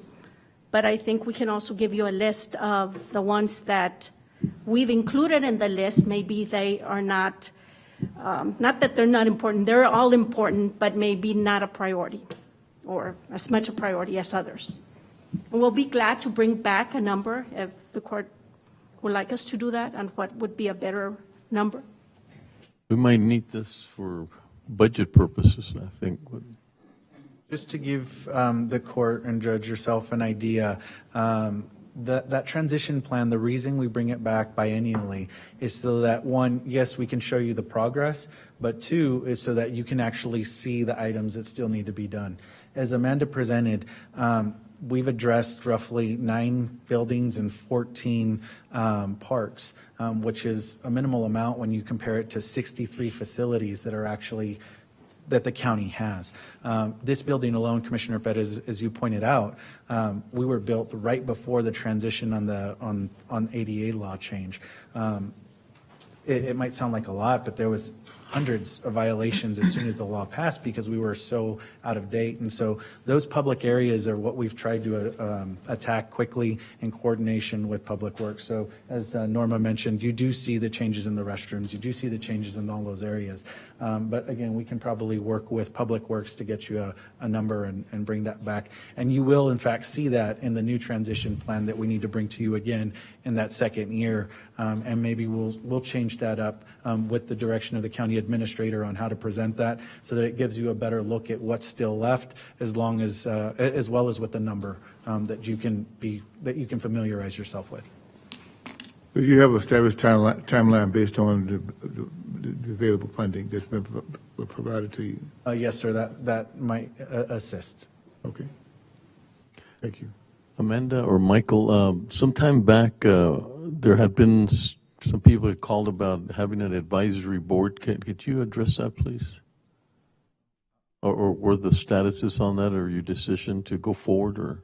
So in the discussions that we received there, that we had met with the individuals that requested it. I do know that there was a question as to whether we should or should not start an advisory board. I think I would direct that more to county administration as far as boards are concerned. From a perspective of ADA, I think we're addressing most of the items that they brought up. There was some initial issues that they were addressing. And that we have laid out to them in our contacts that we work with groups on specifically. We meet with ADA individuals and with groups that have asked to meet with us. We show them the transition plan, where we're at. As a matter of fact, Amanda's position was created due to the lawsuit that started all of these issues. And her outreach to the public and her outreach to these organizations has been extremely impressive, to the point to where they know directly if there's a situation, they call and we address it in the form of a concern or an issue related to ADA. I personally am not sure what a committee would achieve at that point if we're doing that layer of administrative work already, Judge. But I think at this point we're addressing those concerns and issues, and we're actually advancing further than we thought from an administrative perspective with that outreach. So unless there's a concern or issue past that, I would direct it a different route. Yeah, I think it's more the optics of someone outside of the administration that might address issues where they feel is more concern, or they might say it's more of a priority versus us looking from the funding. So I just wanted to see what your thoughts were on. A couple parts of that, Judge, in our response. I recall this issue and part of our response on it, a couple things. One, as I mentioned, a lot of this is formed on surveys from various groups, not one individual group. So part of this was they've gone out into the community, and I mean, I remember them coming to a civic organization that I belong to and doing a survey there. And they had a schedule that they were going to several community meetings. They went to some of the Commissioners Court community meetings. They conducted surveys across the community. And that's how the prioritization came in. So if you have a committee, one of the feedback was, having a committee of a limited number of individuals provide input and value things at a different priority than a community-wide survey. Another one of the issues in the feedback I provided to you all was the demand of resources to manage a board or a committee, an advisory board, and that we would be either need to supplement this section with an additional resource, or realize that it's going to take a portion of the time that is currently committed to doing managing the transition plan, to take on managing the board. No, and as you know, we're always, when we approach, it's always compared to how come the city has one and we don't. And that was the reason I brought it up some time back. But, I mean, it makes sense what you're saying. It's just that we're aware that people have asked as to why we don't have an advisory. I think I've seen our grievance process be used. We look at our grievance process as a tool for us. It's not a negative. We really appreciate when people use the grievance process to make us aware of any deficits or immediate concerns, and we have been quick to respond to every grievance we've ever received, and we've worked those out very amicably with the parties. Melissa? Judge, that's exactly what I was going to say, to echo on Ms. Keller's comment. Melissa Carrillo with Human Resources. We've worked over the course of the past few years on really outlining a grievance process that works for our community. As a matter of fact, we're in receipt of concern at this time, and that process immediately, as soon as we receive a complaint, it's brought to the forefront of our attention, and it's addressed with the utmost immediacy as we need.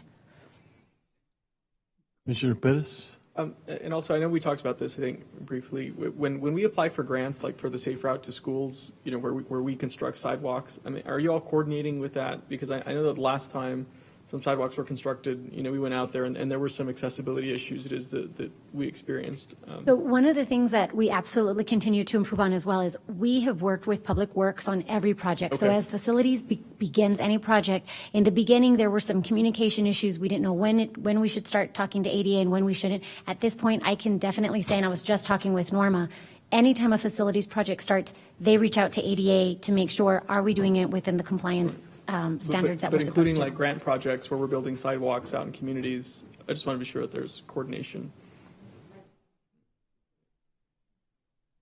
Good morning, Judge Commissioners. Jose Landeros, the Planning and Development Department. The prior round of the prior rounds of funding we have not coordinated with HR, but we have learned a number of lessons from the Sparks and Westway sidewalk improvements, given the fact that there was no curb and there's a number of grade issues where cars end up parking on the sidewalk and then sort of defeats the purpose of having the sidewalk there in the first place.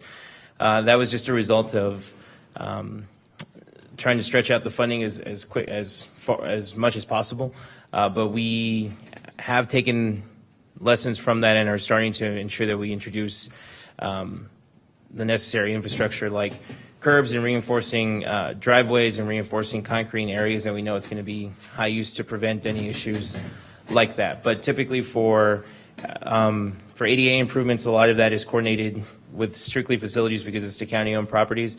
Once the sidewalks are actually constructed, it becomes the responsibility of the property owners that immediately abut the sidewalk to maintain that sidewalk, similar to the city of El Paso. But it is something that I think we could definitely ensure that we coordinate with HR, just so we have a running tally of ensuring that we're meeting all the ADA requirements for corner intersections with ramps and everything else in curb and gutter. Thank you. Something I'd like to add is we have learned from our past mistakes. And so now that's one of the first things we coordinate with Amanda. I can tell you she was out there in all our park projects and even projects for the bathrooms. As soon as we get a complaint, she gets a call to come meet with us so that we can address these issues together with HR. And just so the court's aware, I know we have a couple new members of the court. Amanda is a Texas registered accessibility specialist, and she knows and is very familiar with the accessibility guidelines and requirements. With respect to the accessibility, we're talking about the internal and the external as far as this building and other buildings that we have. We talk about sidewalks.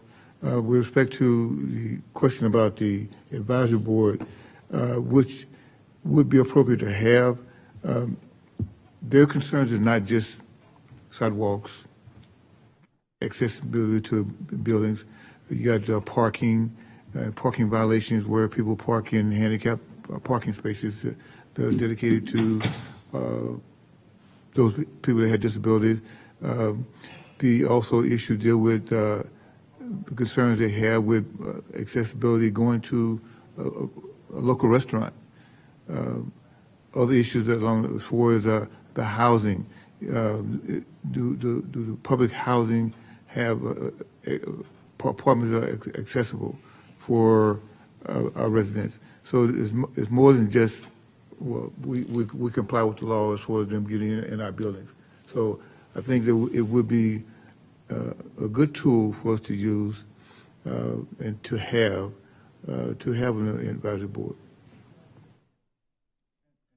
Just to speak to that point, Commissioner, just so we can familiarize the court with our role, most of our role as an ADA, as the ADA coordinator, is to look specifically at facility specific or program specific items. At least that was what it was created for. Outside of that role for the public or anything of that nature within the county, we really don't meet those requirements or those conditions. So our focus as an ADA coordinator, as a team, is solely for the county facilities and county properties at the moment, and programs. As Amanda mentioned in her presentation, even if we have county programs that are not in county facilities, we do go out into that area and we inspect them to make sure that our programs do meet ADA compliance. But outside of that, we don't work with restaurants. We don't work with anything that's related to the public in that area. This is more oriented towards the facilities within the county, just to make sure that was explained. I'm not necessarily saying that we need to be looking at restaurants. I would use restaurant as an example because people do have, and there are restaurants that are not ADA compliant, as far as people they are our constituents, and they have to access those places, but they can't. So then you have an issue of, or you denying this person the opportunity to go into that particular restaurant, or you don't, like, for example, we have public housing. Do we have those public housing units accessible for our constituents? Do you have the required number of parking spaces in those buildings and facilities that we have responsibility for?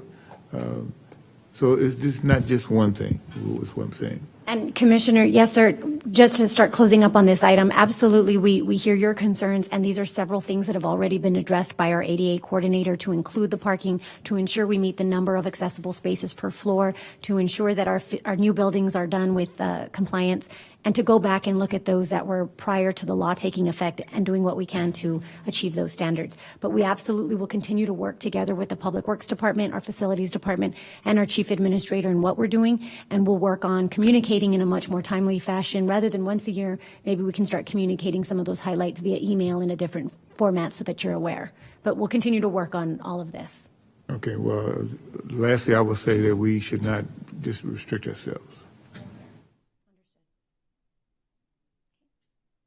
I think our best protection of not having an advisory board, to me, it's not very convincing that we're already able to do that, because that sort of sends a message that we wouldn't want outside people to look at what we're doing. So I would look at maybe some other counties, maybe check to see what the benefits are, what the city does, and so that our argument isn't based on we know how to do this and we won't need external feedback. I think we need a more substantial reason why not to do this. So what I'm hearing is you all would like us to bring back information on what it would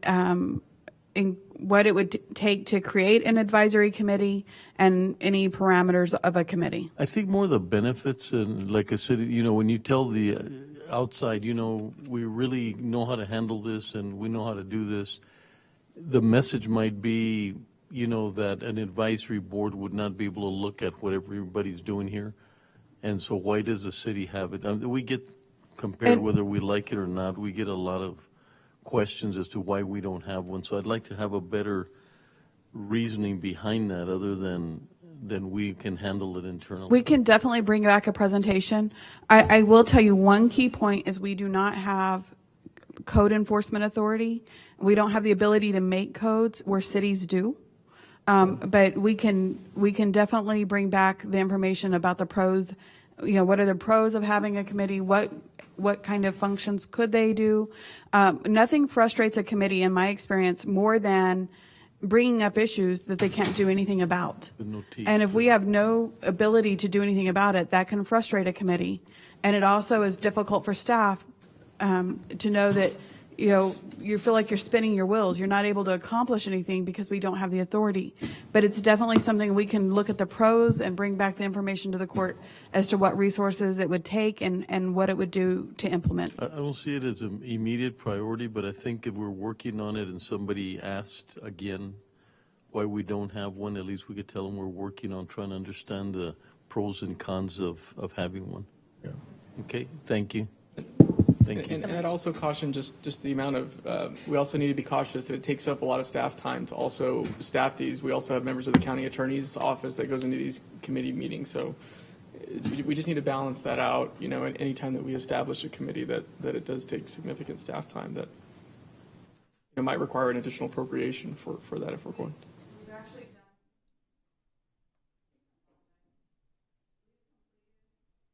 My office completed a study in the last couple of years about how much time we spend staffing boards, and we have an average time. We'll be able to include that with the proposal. Okay, thank you, Betsy. Well, appreciate Thank you.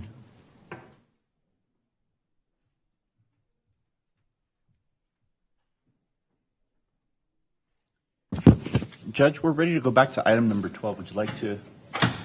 Okay. With that? Yes, please. Thank you. Item number 12, approve and authorize an amendment to increase the current Justice of the Peace Special Revenue Security Fund budget in the amount of $66,168. This amended request is to support the updated quotes received for renovations. Further, approve the reallocation of funds in the amount of $66,168 from Special Revenue Justice Court Security Operations contingencies to Special Revenue Justice Court Security cap-out renovations. Judge, Commissioners, I'd asked you to hold off on this item because I was evaluating under our administrative accountability policy whether this is a fund that could be considered as far as accountability when there's any concerns with departments and their actions. I understand that we are not able to do that with this particular fund, so I'll allow Wally to tell you, his team has reviewed this and tell you more about this request. Wally? Good afternoon, Judge and Commissioners. Wally Hargrove from the Office of Budget and Fiscal Policy. These funds from the Security Fund were originally approved with the FY18 Council of Justices meeting. Funds carried over via a purchase order into fiscal year 19. However, due to the bids going back out to bid, the funding available that was originally encumbered was insufficient. This now requires today's agenda item to deobligate or transfer from Courthouse Justice Court Security Ops contingency funding that is available into the capital outlay renovation so that they can complete the improvements at the facility. Funding is available. However, if you do approve this today, the Council of Justices also amended via vote last week their request for the FY20 budget because this would consume the reserves that would have carried into FY20. So they have since asked to cancel their travel request out of the Justice Court Security budget in FY20. We would do that accordingly with today's approval. Would I recommend approval? And no one's here to present that? Or were they scheduled to be here? Or? Their item, they should be here. I was not aware we weren't going to have anyone in attendance. We assisted with the preparation and the coordination of the reapproval of the funds and the reallocation, but I was not aware we wouldn't have anyone here. Postpone to the next available date. What's your recommendation, Betsy? Postpone it, or did you want to?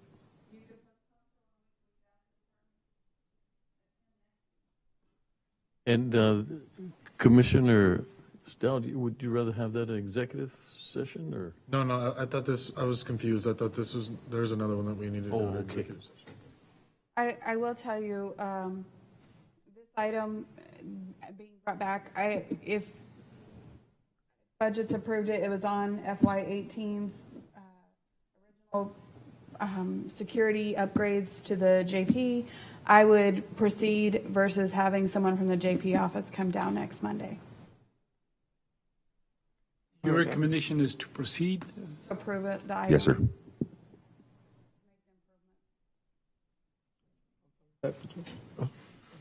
Yeah. Move to approve. Second. Commissioner Perez? Aye. Commissioner Leon? Aye. Commissioner Stout? Aye. Commissioner Robinson? We're going to proceed without any presentation? We're just going to proceed without any presentation? Well, just from what we heard from Wally that it had been approved previously. It's a special revenue. Is this the JP? It's a special revenue item, and these funds are restricted for very specific use. The funds couldn't go anywhere else. When was this presented, and when were we informed of this? So normally, the JPs all submit their security items to the Council of Justices. The Council of Justices then form, and this has been a process that's been in place for a couple years now, where they used to come throughout the year and ask us all year long for expenditures out of this security fund.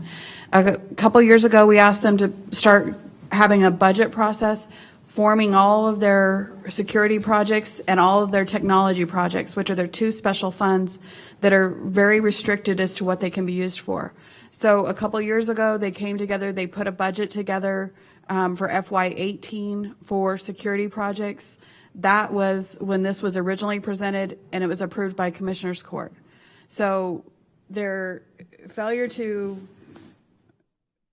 expend the funds, Wally? So yes, they had encumbered them originally, and those funds carried over into FY19. When the ultimate bid came in, the bid came in excess of the funds that were granted, did not change the scope of the project at all. So this would be required to complete the previously approved project. These funds can only be used for these types of projects for the JPs. And this item did go back to the Council of Justices, correct? Correct. Well, I, for one, have difficulty voting for something that I'm not briefed on. I'm not well aware of exactly what the details are, so if we're going to entertain it, I'm going to abstain.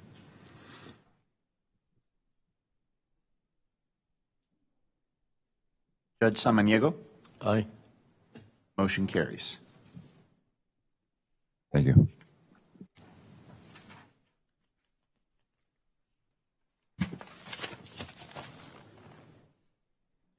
Item number 19, Public Works.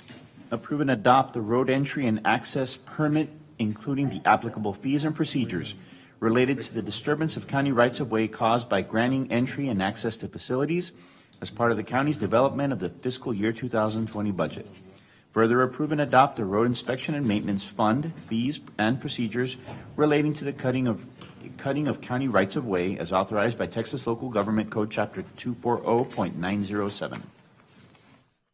Good morning, Judge, Commissioners. Osel and those with Planning and Development. This item before you is the set of road cut fees that the county utilizes whenever a utility or another individual wants to disturb county right-of-way. There are two specific processes and procedures that we have in place that are authorized by two different sections of state law. The first is the Road Inspection and Maintenance Fund, which is authorized by the Texas Local Government Code. This is a fee that can go up to $500 that is specifically for any time someone wants to cut the road. So it's a flat fee and it's limited to $500. What had previously been in place prior to last summer was a flat $500 fee, but the new fee structure actually allows for the fee to be reduced if someone does their due diligence and comes in prior to cutting the road. What we had discovered is that our staff, our inspectors, were actually finding people cutting the road and then would catch them in the act, and then they would come in and then pay the maximum $500 fee. So that's one fee. The second fee is a permit, which is based on and authorized, by the Texas Transportation Code. This fee varies based on the road type and the size of the disturbance. So if someone wants to cut a small, 2 feet diameter circle into the right-of-way to do exploratory work, their fee, their permit cost is going to be much lower than a major utility company who's going to run a line down the entire width of the road. It's important to note that these fees are currently in place. There are no proposed changes to these fees. Everything is proposed to stay the same, but the statute does require the court, specifically for the road entry and access permit, REAP, it specifically requires that fee structure to be adopted as part of the FY20 budget process. And so we previously had this posted for last Wednesday's special budget hearing, but we moved it to this morning. These are the fees that are in place. Again, there's a schedule, whereas previously we just charged everyone $500. And so now if someone is coming in and they are cutting a unpaved right-of-way, we will charge them $100. If they come in before they do the work, $200 if they come in because we caught them doing the work without a permit. And so you can see here that the schedule increases the more the person who's requesting the road cut disturbs the right-of-way. And then for the second permit, known as the REAP schedule, it's based on proportional impact to the roadway. So if someone disturbs the roadway to the point that the entire road is no longer viable, our department can determine that they actually need to reconstruct the whole road. But the statute's very limiting, and we do have to ensure that our fees, or what we ask for, is proportionate to the amount of damage that the work does. So if you have a 30-foot road of asphalt and someone disturbs 17 feet of that, we can only ask them to pay based on that disturbance, and we can ask them to repave the roadway if it warrants that. But again, we're very limited in the amount that we can request. We can only make technical determinations on what the proportional impact is to the roadway. So to date, there have, through May of 2019, our department has issued 123 permits, which totaled about $57,000 in revenue collected. If we project that through the end of the fiscal year, we should hit about 175 permits and collect about $75,000. These funds are set aside and dedicated back to the special revenue road and bridge account. That was what the court had adopted last year, and we would ask the court to do the same. There are some reductions that are available if the project involves a first-time water or wastewater project. So if you had a quality of life project similar to Square Dance, if there was another utility in the Square Dance community, for example, the example isn't completely accurate given that the county is the one doing the work, but if El Paso Water was doing that work and they were entering our roads, the court could reduce the fee. It's in the policy does allow for the court to reduce the fee if there is a benefit to quality of life, if there's a promotion to health, safety, or welfare, and that's spelled out in the policy that was attached to the item as well. So this is the very lengthy recommendation, but again, it makes the important distinction that the fees and procedures are adopted as part of the county's FY20 budget process as required by Texas statute. And so with that, we would ask for the court's favorable consideration. I will take any questions the court may have. Judge, having a fee for disturbance of our roadways is good, but is it enough? I don't think it's enough. So I'd like to look at what is it we can do to up that. But go back to my experience with the city, that when we adopted a policy in regards to when they disturb our roadways, one, we had a fee, but more so the fact is that if you disturb our roadway, you are required to make it as good as it was or better before it was disturbed.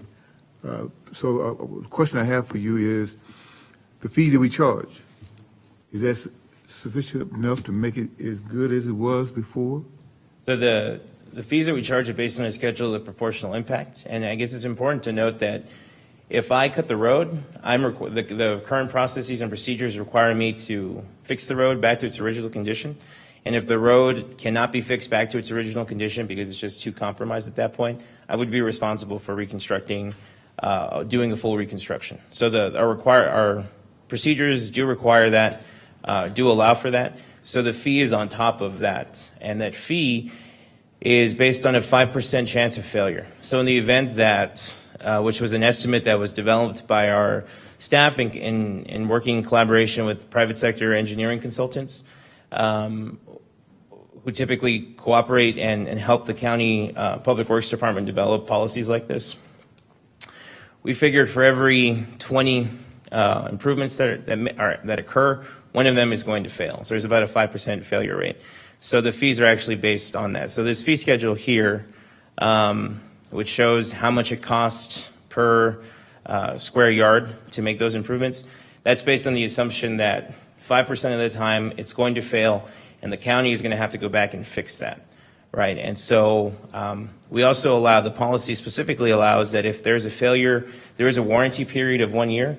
So if that failure happens after 1 year that the work was done by the contractor who made the road cut, they're responsible to actually repair the road again. So we do have that protection. So we are asking for reconstruction. We can ask for reconstruction up to a full major reconstruction if we determine that the road is compromised to the point that the whole thing needs to be replaced.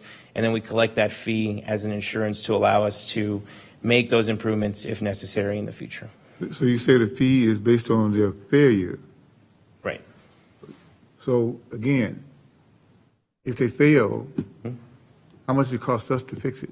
Right, and so that's what the fees are based on. Does the fee cover what it costs us to fix it? So yes, so the fee is based on a 5% failure rate. So we're not charging everyone 100% of what their what the cost is. because we are asking them to make the repayment. So it would, the recommendation at the time was that it would be unfair to ask them to make to repave it and pay the full cost of repaving it, because then effectively they're incurring that cost twice.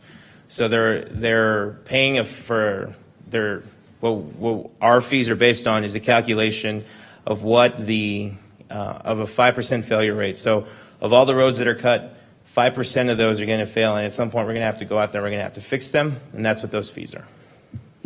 If it was my property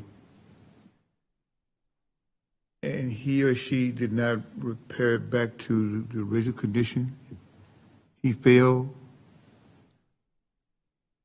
I'm going to insist, I'm going to demand more than minimum, because it's going to cost us more to fix what he didn't fix or what he fixed and didn't meet the standard. Mm-hmm. So why are we shortchanging ourselves? So the thought is that not every road is going to go to the point of failure. And so in the event that there is a,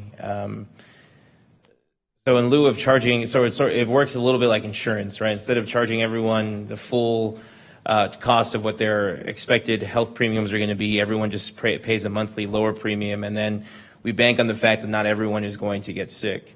In the event that there was a number of failures within the first year of reconstruction, again, the policy does allow us to have a warranty period, which would then, we would request that they redo the work. And then after that, we are building up the fund for long-term maintenance of cutting the roads. Understanding that even if you do a reconstruction, you've compromised the integrity of the road to a certain point that at some point it will require resurfacing and overlay, which is why these funds are specifically collected by our department and then set aside for infrastructure services to have those funds available during their paving program during the summers. Well, what I like is that you use the example about insurance. Mm-hmm. Well, I would like to have insurance that if he does not meet the standard and we have a certain warranty period, well, instead of him paying a fee of $500 or whatever the case may be, pay the cost of what it costs to resurface or reconstruct or get it back to the condition it was. And after that warranty period, and he meets the standard, reimburse him that amount. That's insurance that we are made whole. Can we do that? I mean, is that even? So we'd have to. So at this point, we were asking for this to be adopted for the FY20 budget because there was no change. This hasn't gone through legal review because it was already legally approved last summer.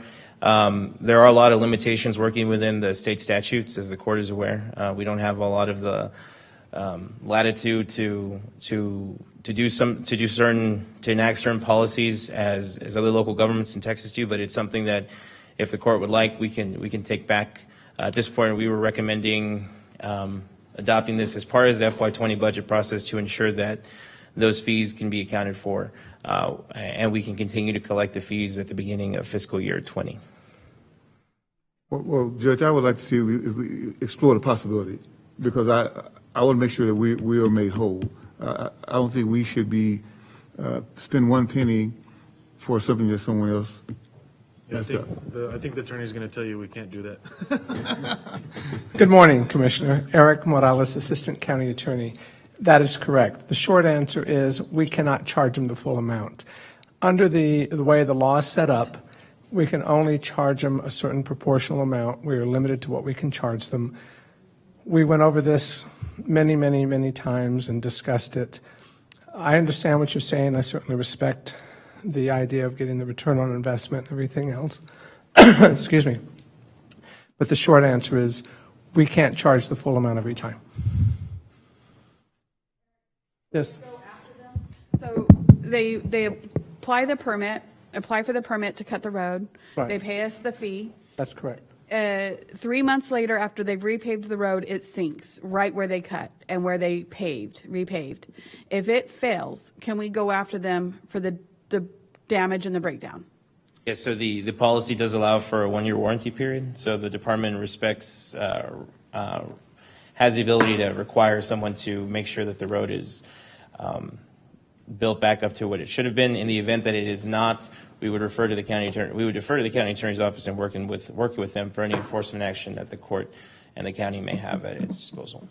So we end up going to court to be made whole, wherein I understand what you're saying as far as compliance with the law, but it costs us more after the fact if we had to go to court to be made whole, as opposed to charging them additional fee, and if you meet the standard after 1 year warranty, reimburse them. Well, and Commissioner, again, the problem is this: the way the Texas legislature has set it up, and their philosophy is that we as counties collect taxes, and we have certain very limited authority as a county to both impose fees and collect fees, and so therefore they have granted us this limited authority to collect these fees. Again, I understand from normally in a private enterprise or maybe in a municipal organization, it would work differently, but we looked at these very, very carefully, and that's why, for example, we talk about the area of that's affected. The statute specifically references proportional impact, and so that's the reason for this. But we end up getting the short end of the stick. Yes, sir. As a county, the short answer is we get the short end of the stick. That's the way county. That would be the less legal analysis, but that is, and that's the short answer. Short end of the stick at the taxpayer's expense. It's because the way the state sets it up for us. That is the way the state, under the Texas Transportation Code, allows us. Jose, did you share how many road cuts we get per year? Yes, so we've done approximately 123 to date, and we project that we'll hit 175 by the end of the fiscal year. And we've collected about $57,000 to, well, not to date, but through the end of May.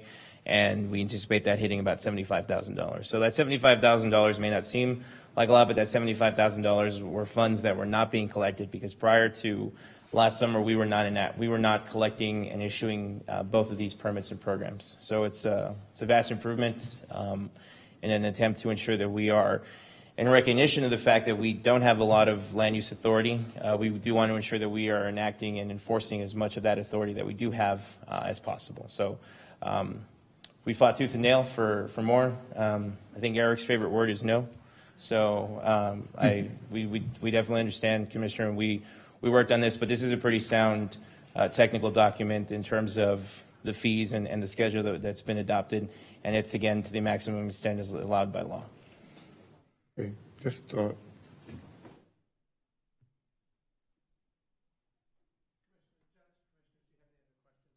Again, I want to emphasize, and again, Commissioner Robinson, we certainly appreciate your effort to protect the taxpayer in this situation, but it is, unfortunately, the way that county government authority is set up under Texas law, it is very limited, and we did the best that we absolutely could with this.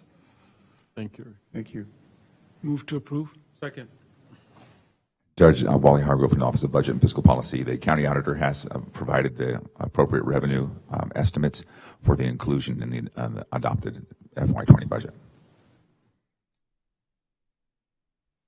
That was just important because the readoption of the fees ensures that the county auditor can then estimate the revenue that goes into the official revenue estimate the auditor will issue to the Commissioner's Court during the FY20 budget proceedings.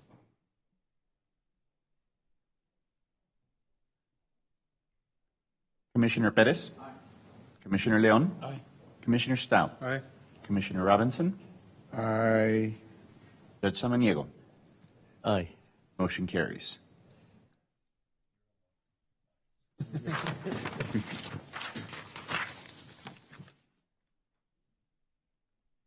Item number 20, pursuant to Texas Local Government Code, Chapter 232.028G, certification regarding compliance with plat requirements. Approve and adopt an increase to the fee for the issuance of certificates of plat compliance from $25 to $32 for properties located within the city of El Paso's extraterritorial jurisdiction and $30 for all other properties in the unincorporated area. All fee increases shall be effective October 1st, 2019. County Opinion Numbers 19779. Good afternoon, Judge, Commissioners. José Netos of Planning and Development. The item before you is an existing fee that we currently charge for certificates of compliance.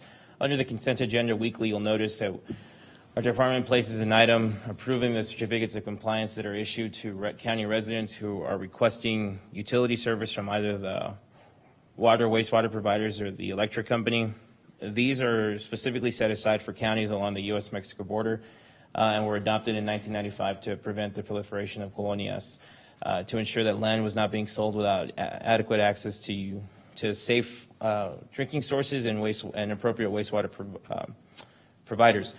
That $25 fee has been in place since then.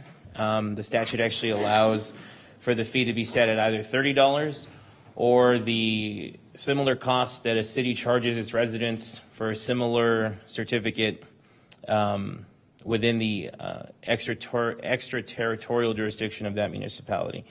So we have confirmed with the city of El Paso that they currently allow, they charge $32 for a plating determination certificate. So what we are proposing is that we raise our $25 fee to $30 or $32. The $32 will only apply if the property is located within the extraterritorial jurisdiction of the city of El Paso, because that is the major municipality that we're seeing this with. Just to give the court some idea of what effect that may have on the budget, we currently have estimate that we will issue about 1,500 certificates of compliance by the end of the fiscal year, based on 80% of those certificates being in the city of El Paso's ETJ. That fee increase will generate approximately $9,900 in new revenue that will be set aside. So again, this is a statute that's been law for quite some time, but was never enacted. With that, we'd ask the court's favorable consideration, and I'm happy to take any questions. And I would like to add as well that one of the major entities that are involved in certificates of compliance now are the El Paso Association of Builders and all the builders that are doing new home construction out in the East Lake and far west side communities, because of the fact that there's so much development happening outside the city limits. So we did have a meeting with them, because oftentimes the builder is the one who incurs the cost of paying the certificate of compliance fee. The Builders Association didn't have any opposition to the fee. They're not supportive of it, obviously, but we did take that as an opportunity to discuss some processes and procedures that could be revised to streamline the process of their requests for certificates of compliance. And so we'll be working collaboratively with them moving forward on this. So I just wanted to ensure that we did do that private sector outreach for this. Well, so was there any request to, home builders, they put their budgets together when they have build a home, for example, and they include that in their budget. So typically they'll ask that you wait until the following year so that their budget has cleared out. Was there any request for that from them? No, so the way this is being proposed is that, again, also to allow the auditor to adjust any revenue estimates as necessary for the FY20 budget process. We're asking that these fees not take effect until October 1 of 2019, so beginning of fiscal year 20.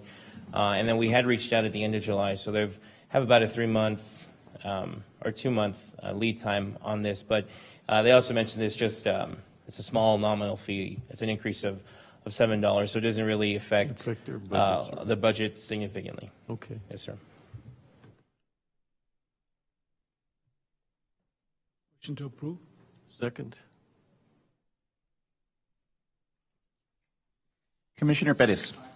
Commissioner Leon. Aye. Commissioner Stout. Aye. Commissioner Robinson. Aye. Judge Samaniego. Aye. Motion carries. Thank you, Judge, Commissioners. Thank you, Jose.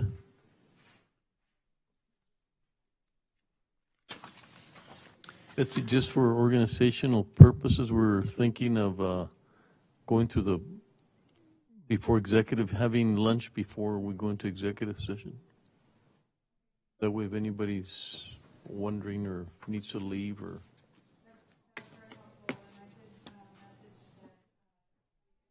Budget presentation right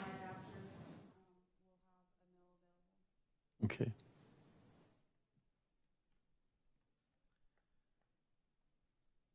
Item 4I from the consent agenda. Approve and authorize the purchasing agent to solicit proposals for catering and concession services for the county sports park. In accordance with Local Government Code 262.030, the purchasing agent has reviewed use of the request for proposal process. Thank you, Cesar. The reason I brought this up, and Deborah, I appreciate you coming here. I saw you hot-footed over here in the morning, so thank you for standing by. The only reason I brought this up, I know that in previous years, we've had trouble attracting bidders, and I wanted to give this item as much PR as we can, so if there is some vendor out there tuning in, that they realize that this is up for bid, and hopefully we'll have more than one. Deborah Correjo, County Purchasing Agent. Yes, Commissioner Leon, we will go not only into the database, but to anybody that was contacted prior. One of the things that we're preparing to do, purchasing specifically, is we're getting ready to hold vendor trainings, and both the Hispanic Chamber and the Greater Chamber have offered to serve as kind of jumping off points for that and give us access to their vendor databases as well. So vendors that may not have been interested in doing business with the county can do that. So one of the things they've offered is the ability, anytime we need extra attention, is to give them copies of what we're sending out, and they will specifically try to target vendors that may not know about it. Of course, because we're advertising publicly and it's on our website, there's a chance we could get outside of El Paso interest, maybe. In the past, before I arrived, I believe this had been tried a couple of different times, and either due to the specifications and maybe a misunderstanding of what was actually needed for El Paso, I can't comment on that. I'm not a parks expert, but maybe the vendor community misunderstood what we were looking for. I understand those bids did not net the results you were looking for. So hopefully, fingers crossed, we have some good luck. And hopefully, and I agree with you, I remember there was a lot of confusion. And this is not knocking our current vendor, but hopefully this is what makes us better, all this competition. So hopefully you'll generate some interest out there. Having heard that, make a motion to approve. Second. Commissioner Pettis? Aye. Commissioner Leon? Aye. Commissioner Stout? Aye. Commissioner Robinson? Aye. Judge Samaniego? Aye. Motion carries. Thank you.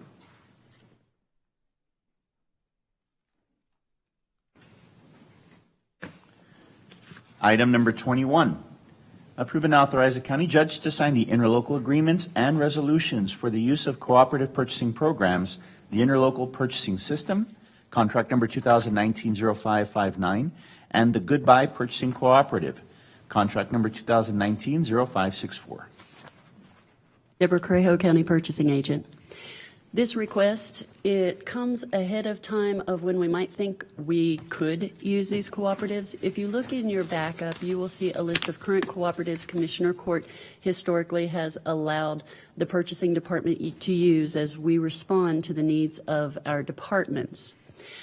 We're requesting that TIPS and Goodbye, those are the short names, be added to this list. We currently have no project on the books, but we'd like to be able to look at these as good options and bring them before you. This is really a time-saving step, just in case in the next year or two, or even in the next budget cycle, we find something that helps a department on these. And if you approve this, there will be a little bit of paperwork to sign, and I believe that's also included in your packet. Move to approve. Second. Commissioner Pettis? Aye. Commissioner Leon? Aye. Commissioner Stout? Aye. Commissioner Robinson? Aye. Judge Samaniego? Aye. Motion carries. Item number 22, approve and authorize the purchasing agent to reject all responses and close and rebid 19026 lubricants, oils, and grease and antifreeze and cleaners for the county of El Paso. Deborah Correjo, County Purchasing Agent. Commissioners, I'm asking for a chance at the request of the department to reject all, which is always the right of the Commissioner's Court, and allow the department to reapproach the specifications. It was realized when we received the bids, and we presumed they were good bids, they seemed reasonable, that the vendors some of them were aware and some weren't, that we had our own storage system. And so we believe that if you allow us to reject all and rebid, we may be able to get more accurate and lower pricing in the upcoming bid cycle. Move to approve. Second. Commissioner Pettis? Aye. Commissioner Leon? Aye. Commissioner Stout? Aye. Commissioner Robinson? Aye. Judge Samaniego? Aye. Thank you. Motion carries.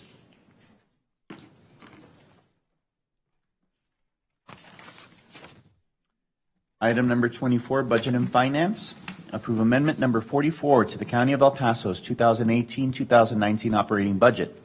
This budgetary amendment will decrease capital projects by $433,386, increase grants by $2,262,578.14, thus increasing the overall budget of $445,550.48 to $446,829,742.62. Good afternoon, Judge Commissioners. Wally Hargrove from the Office of Budget and Fiscal Policy. Backup for this week's amendment was sent to you last week. We did make one late change on Friday, which I believe was in your inclusion, for a $50,000 line item change for some contingency funds to be allocated for the recent incident that occurred at Cielo Vista. With that, I would ask for your favorable consideration. Move to approve. Second. Commissioner Pettis? Aye. Commissioner Leon? Aye. Commissioner Stout? Aye. Commissioner Robinson? Aye. Judge Samaniego? Aye. Motion carries. Thank you. This brings us to executive session item number 25. Commissioners Court will recess into executive session to discuss items 25A through 25H and item number 9 pursuant to Texas Government Code Section 551.071, 551.072, and 551.087. Commissioners Court will reconvene to take official action. Judge, did you want to recess, have a lunch recess? Yes, please. Yes, sir. For how long? Half an hour? Half an hour? 30-minute recess? And then we'll reconvene for Is that executive okay, session. Commissioners? Is that? Commissioners Court will recess for a 30-minute lunch. Yeah.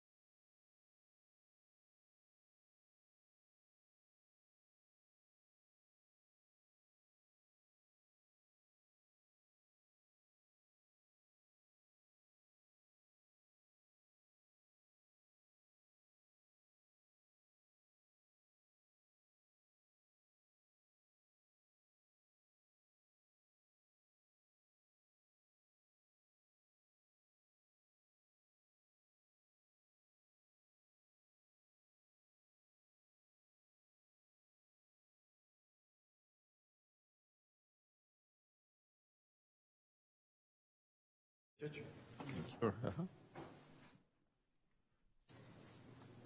Commissioners Court has reconvened into regular open session. I'd like to read in a correction before we go into executive session for item number 25F. The correction should read, for this item should read, discuss the legal rights and responsibilities in connection with legal defense of employees and protection of county reputation pursuant to Texas Government Code Section 551.071. Are we ready to go into executive session?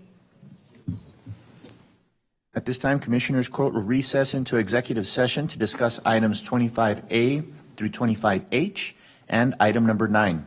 Pursuant to Texas Government Code Section 551.071, 551.072, and 551.087. Commissioners Court will reconvene to take official action.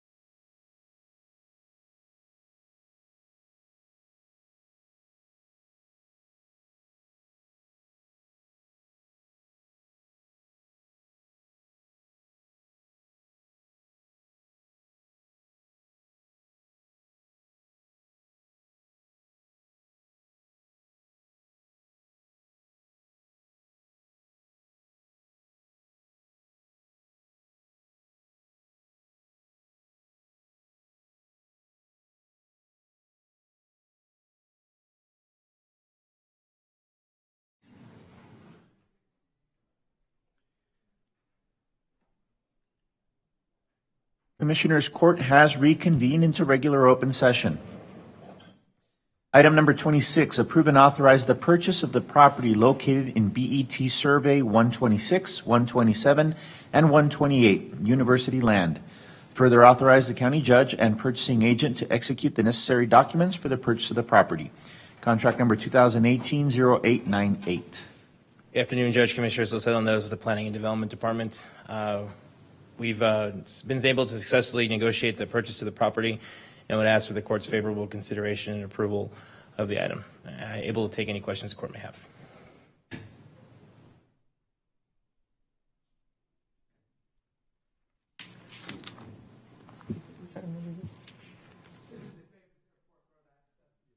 Right, the Fabens Airport Road Okay, access. move to approve. Second. Commissioner Perez. Aye.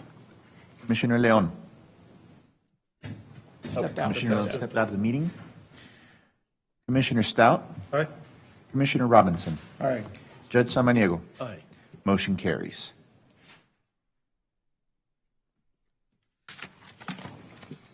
Item number 9, approve and authorize the county judge to sign the agreement to contribute right-of-way funds with the Texas Department of Transportation for the acquisition of right-of-way to make certain highway improvements on highway number Loop 375 from Spur 601 to US 62180 Montana Avenue in the amount of $57,514.01.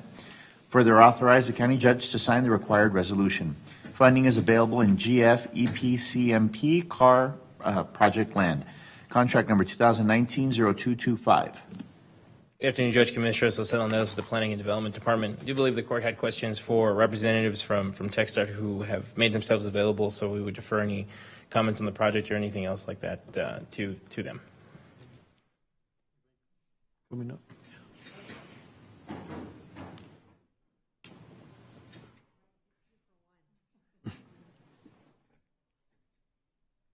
Well, I mean, ultimately, earlier you had stated that the county was required to provide these funds, but I guess that's no longer the case, and that's your assessment now. The statute says will and not shall, so I can't advise you legally since I'm not your counsel, but I would say that that's not a mandate for you to provide.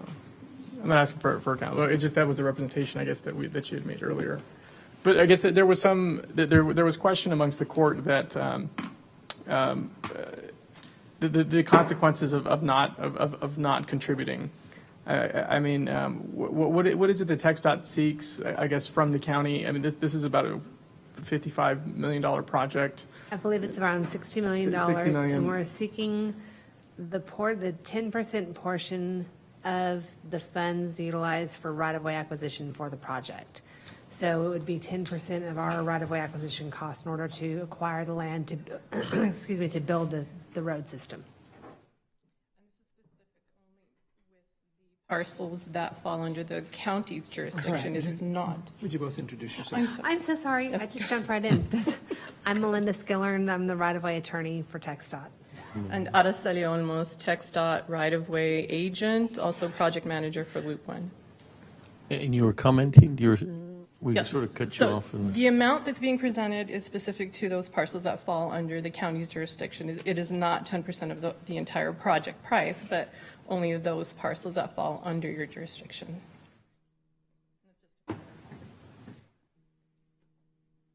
TxDOT has had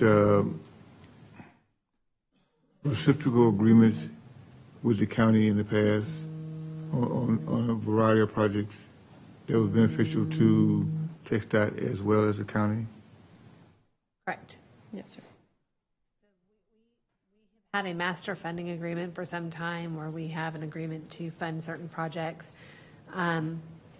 Subsequent to a master funding agreement, we use what's called a local government funding agreement, and that is what directly binds the county or the local government. We use one for the city as well to that 10%. So it's within that agreement that we would have the contribution specified. In the process of the BRAC of 2005, where Fort Bliss, we, the city and the county, made agreements with the Department of Defense that we would do certain things here in El Paso to accommodate the growth of Fort Bliss. because back prior to that, East Bliss did not exist. The Patriot Freeway, if you call it freeway, was in its infancy at that time. But it needed further expansion to accommodate the growth for the vehicle traffic as far as our local citizens, as well as the military vehicle traffic coming out of Fort Bliss with the growth of East Bliss. Do you think that had we not made such agreements with DOD, that DOD would have invested $6 billion in El Paso? That's a question. I couldn't answer that on behalf of TxDOT. I think that's just a personal opinion question. If you're asking me personally. Well, what I'm saying is, but TxDOT was involved in those projects. Spur 601? I think that the feds count on us to provide funding and to help provide services. When they bring an economic benefit to your area, then we're expected to provide some services to that economic benefit. Who developed Spur 601? I'm sorry, I wasn't here in 2005, so I don't know who developed the project. I don't know if it was originally a Fed or if it was a state project, but. Are you saying TxDOT was not involved? They were involved in the construction of it, but I'm sorry, I wasn't here at the time, so I don't know what parties were directly involved in preparing that roadway. Being that it's a spur, though, it does connect a state highway to a state highway, so that would be something funded with state TxDOT funds. was involved. I couldn't say if it was 100%, however, it would involve TxDOT contributing, if not the majority, the entire amount. That would be for a spur. With state and federal funding? Correct. Okay.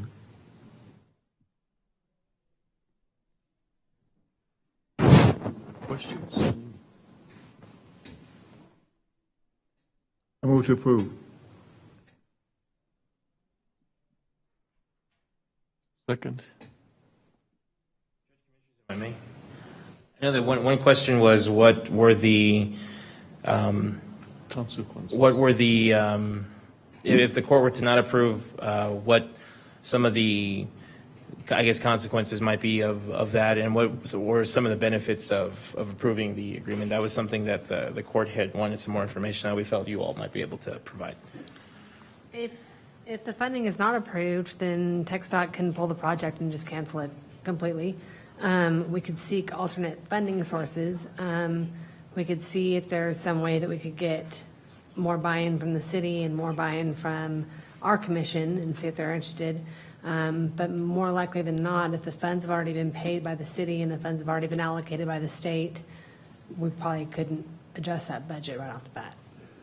So most likely the project would probably be pulled. So what you're saying, it would be a benefit to the county to participate in this one as well as for this agreement as well as future. I agree with you. I think that we want to work with our local partners to build transportation that serves its citizens, and it's in everybody's best interest to provide those networks. And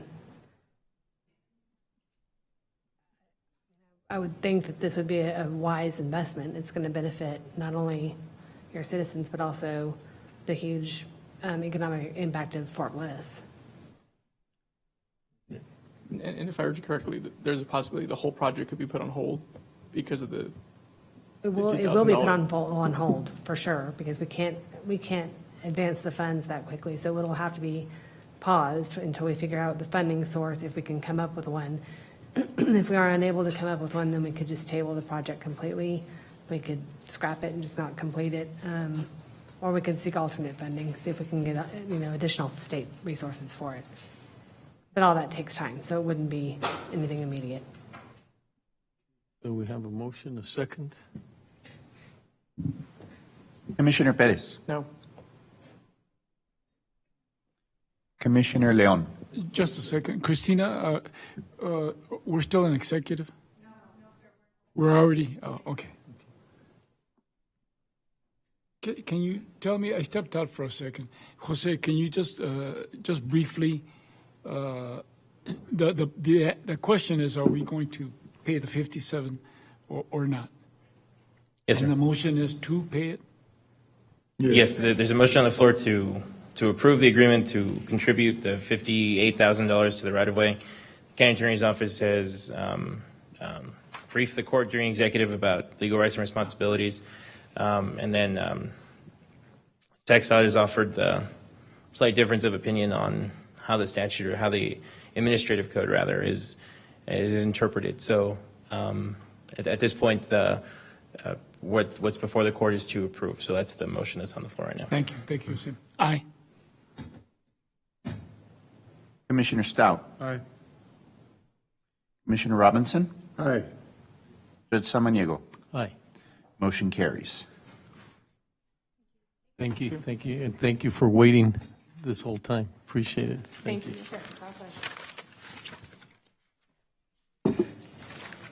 And that would be our last item, Judge. Okay. Really? Meeting adjourned. Oh, I'm Very sorry. quickly, you'll have to open up to the budget meeting. We had a budget meeting posted for 1 o'clock, and so we'll go back over to the county judge's conference room to take up the budget hearings. Can do it here. This concludes today's meeting at 4 p.m. No, because it's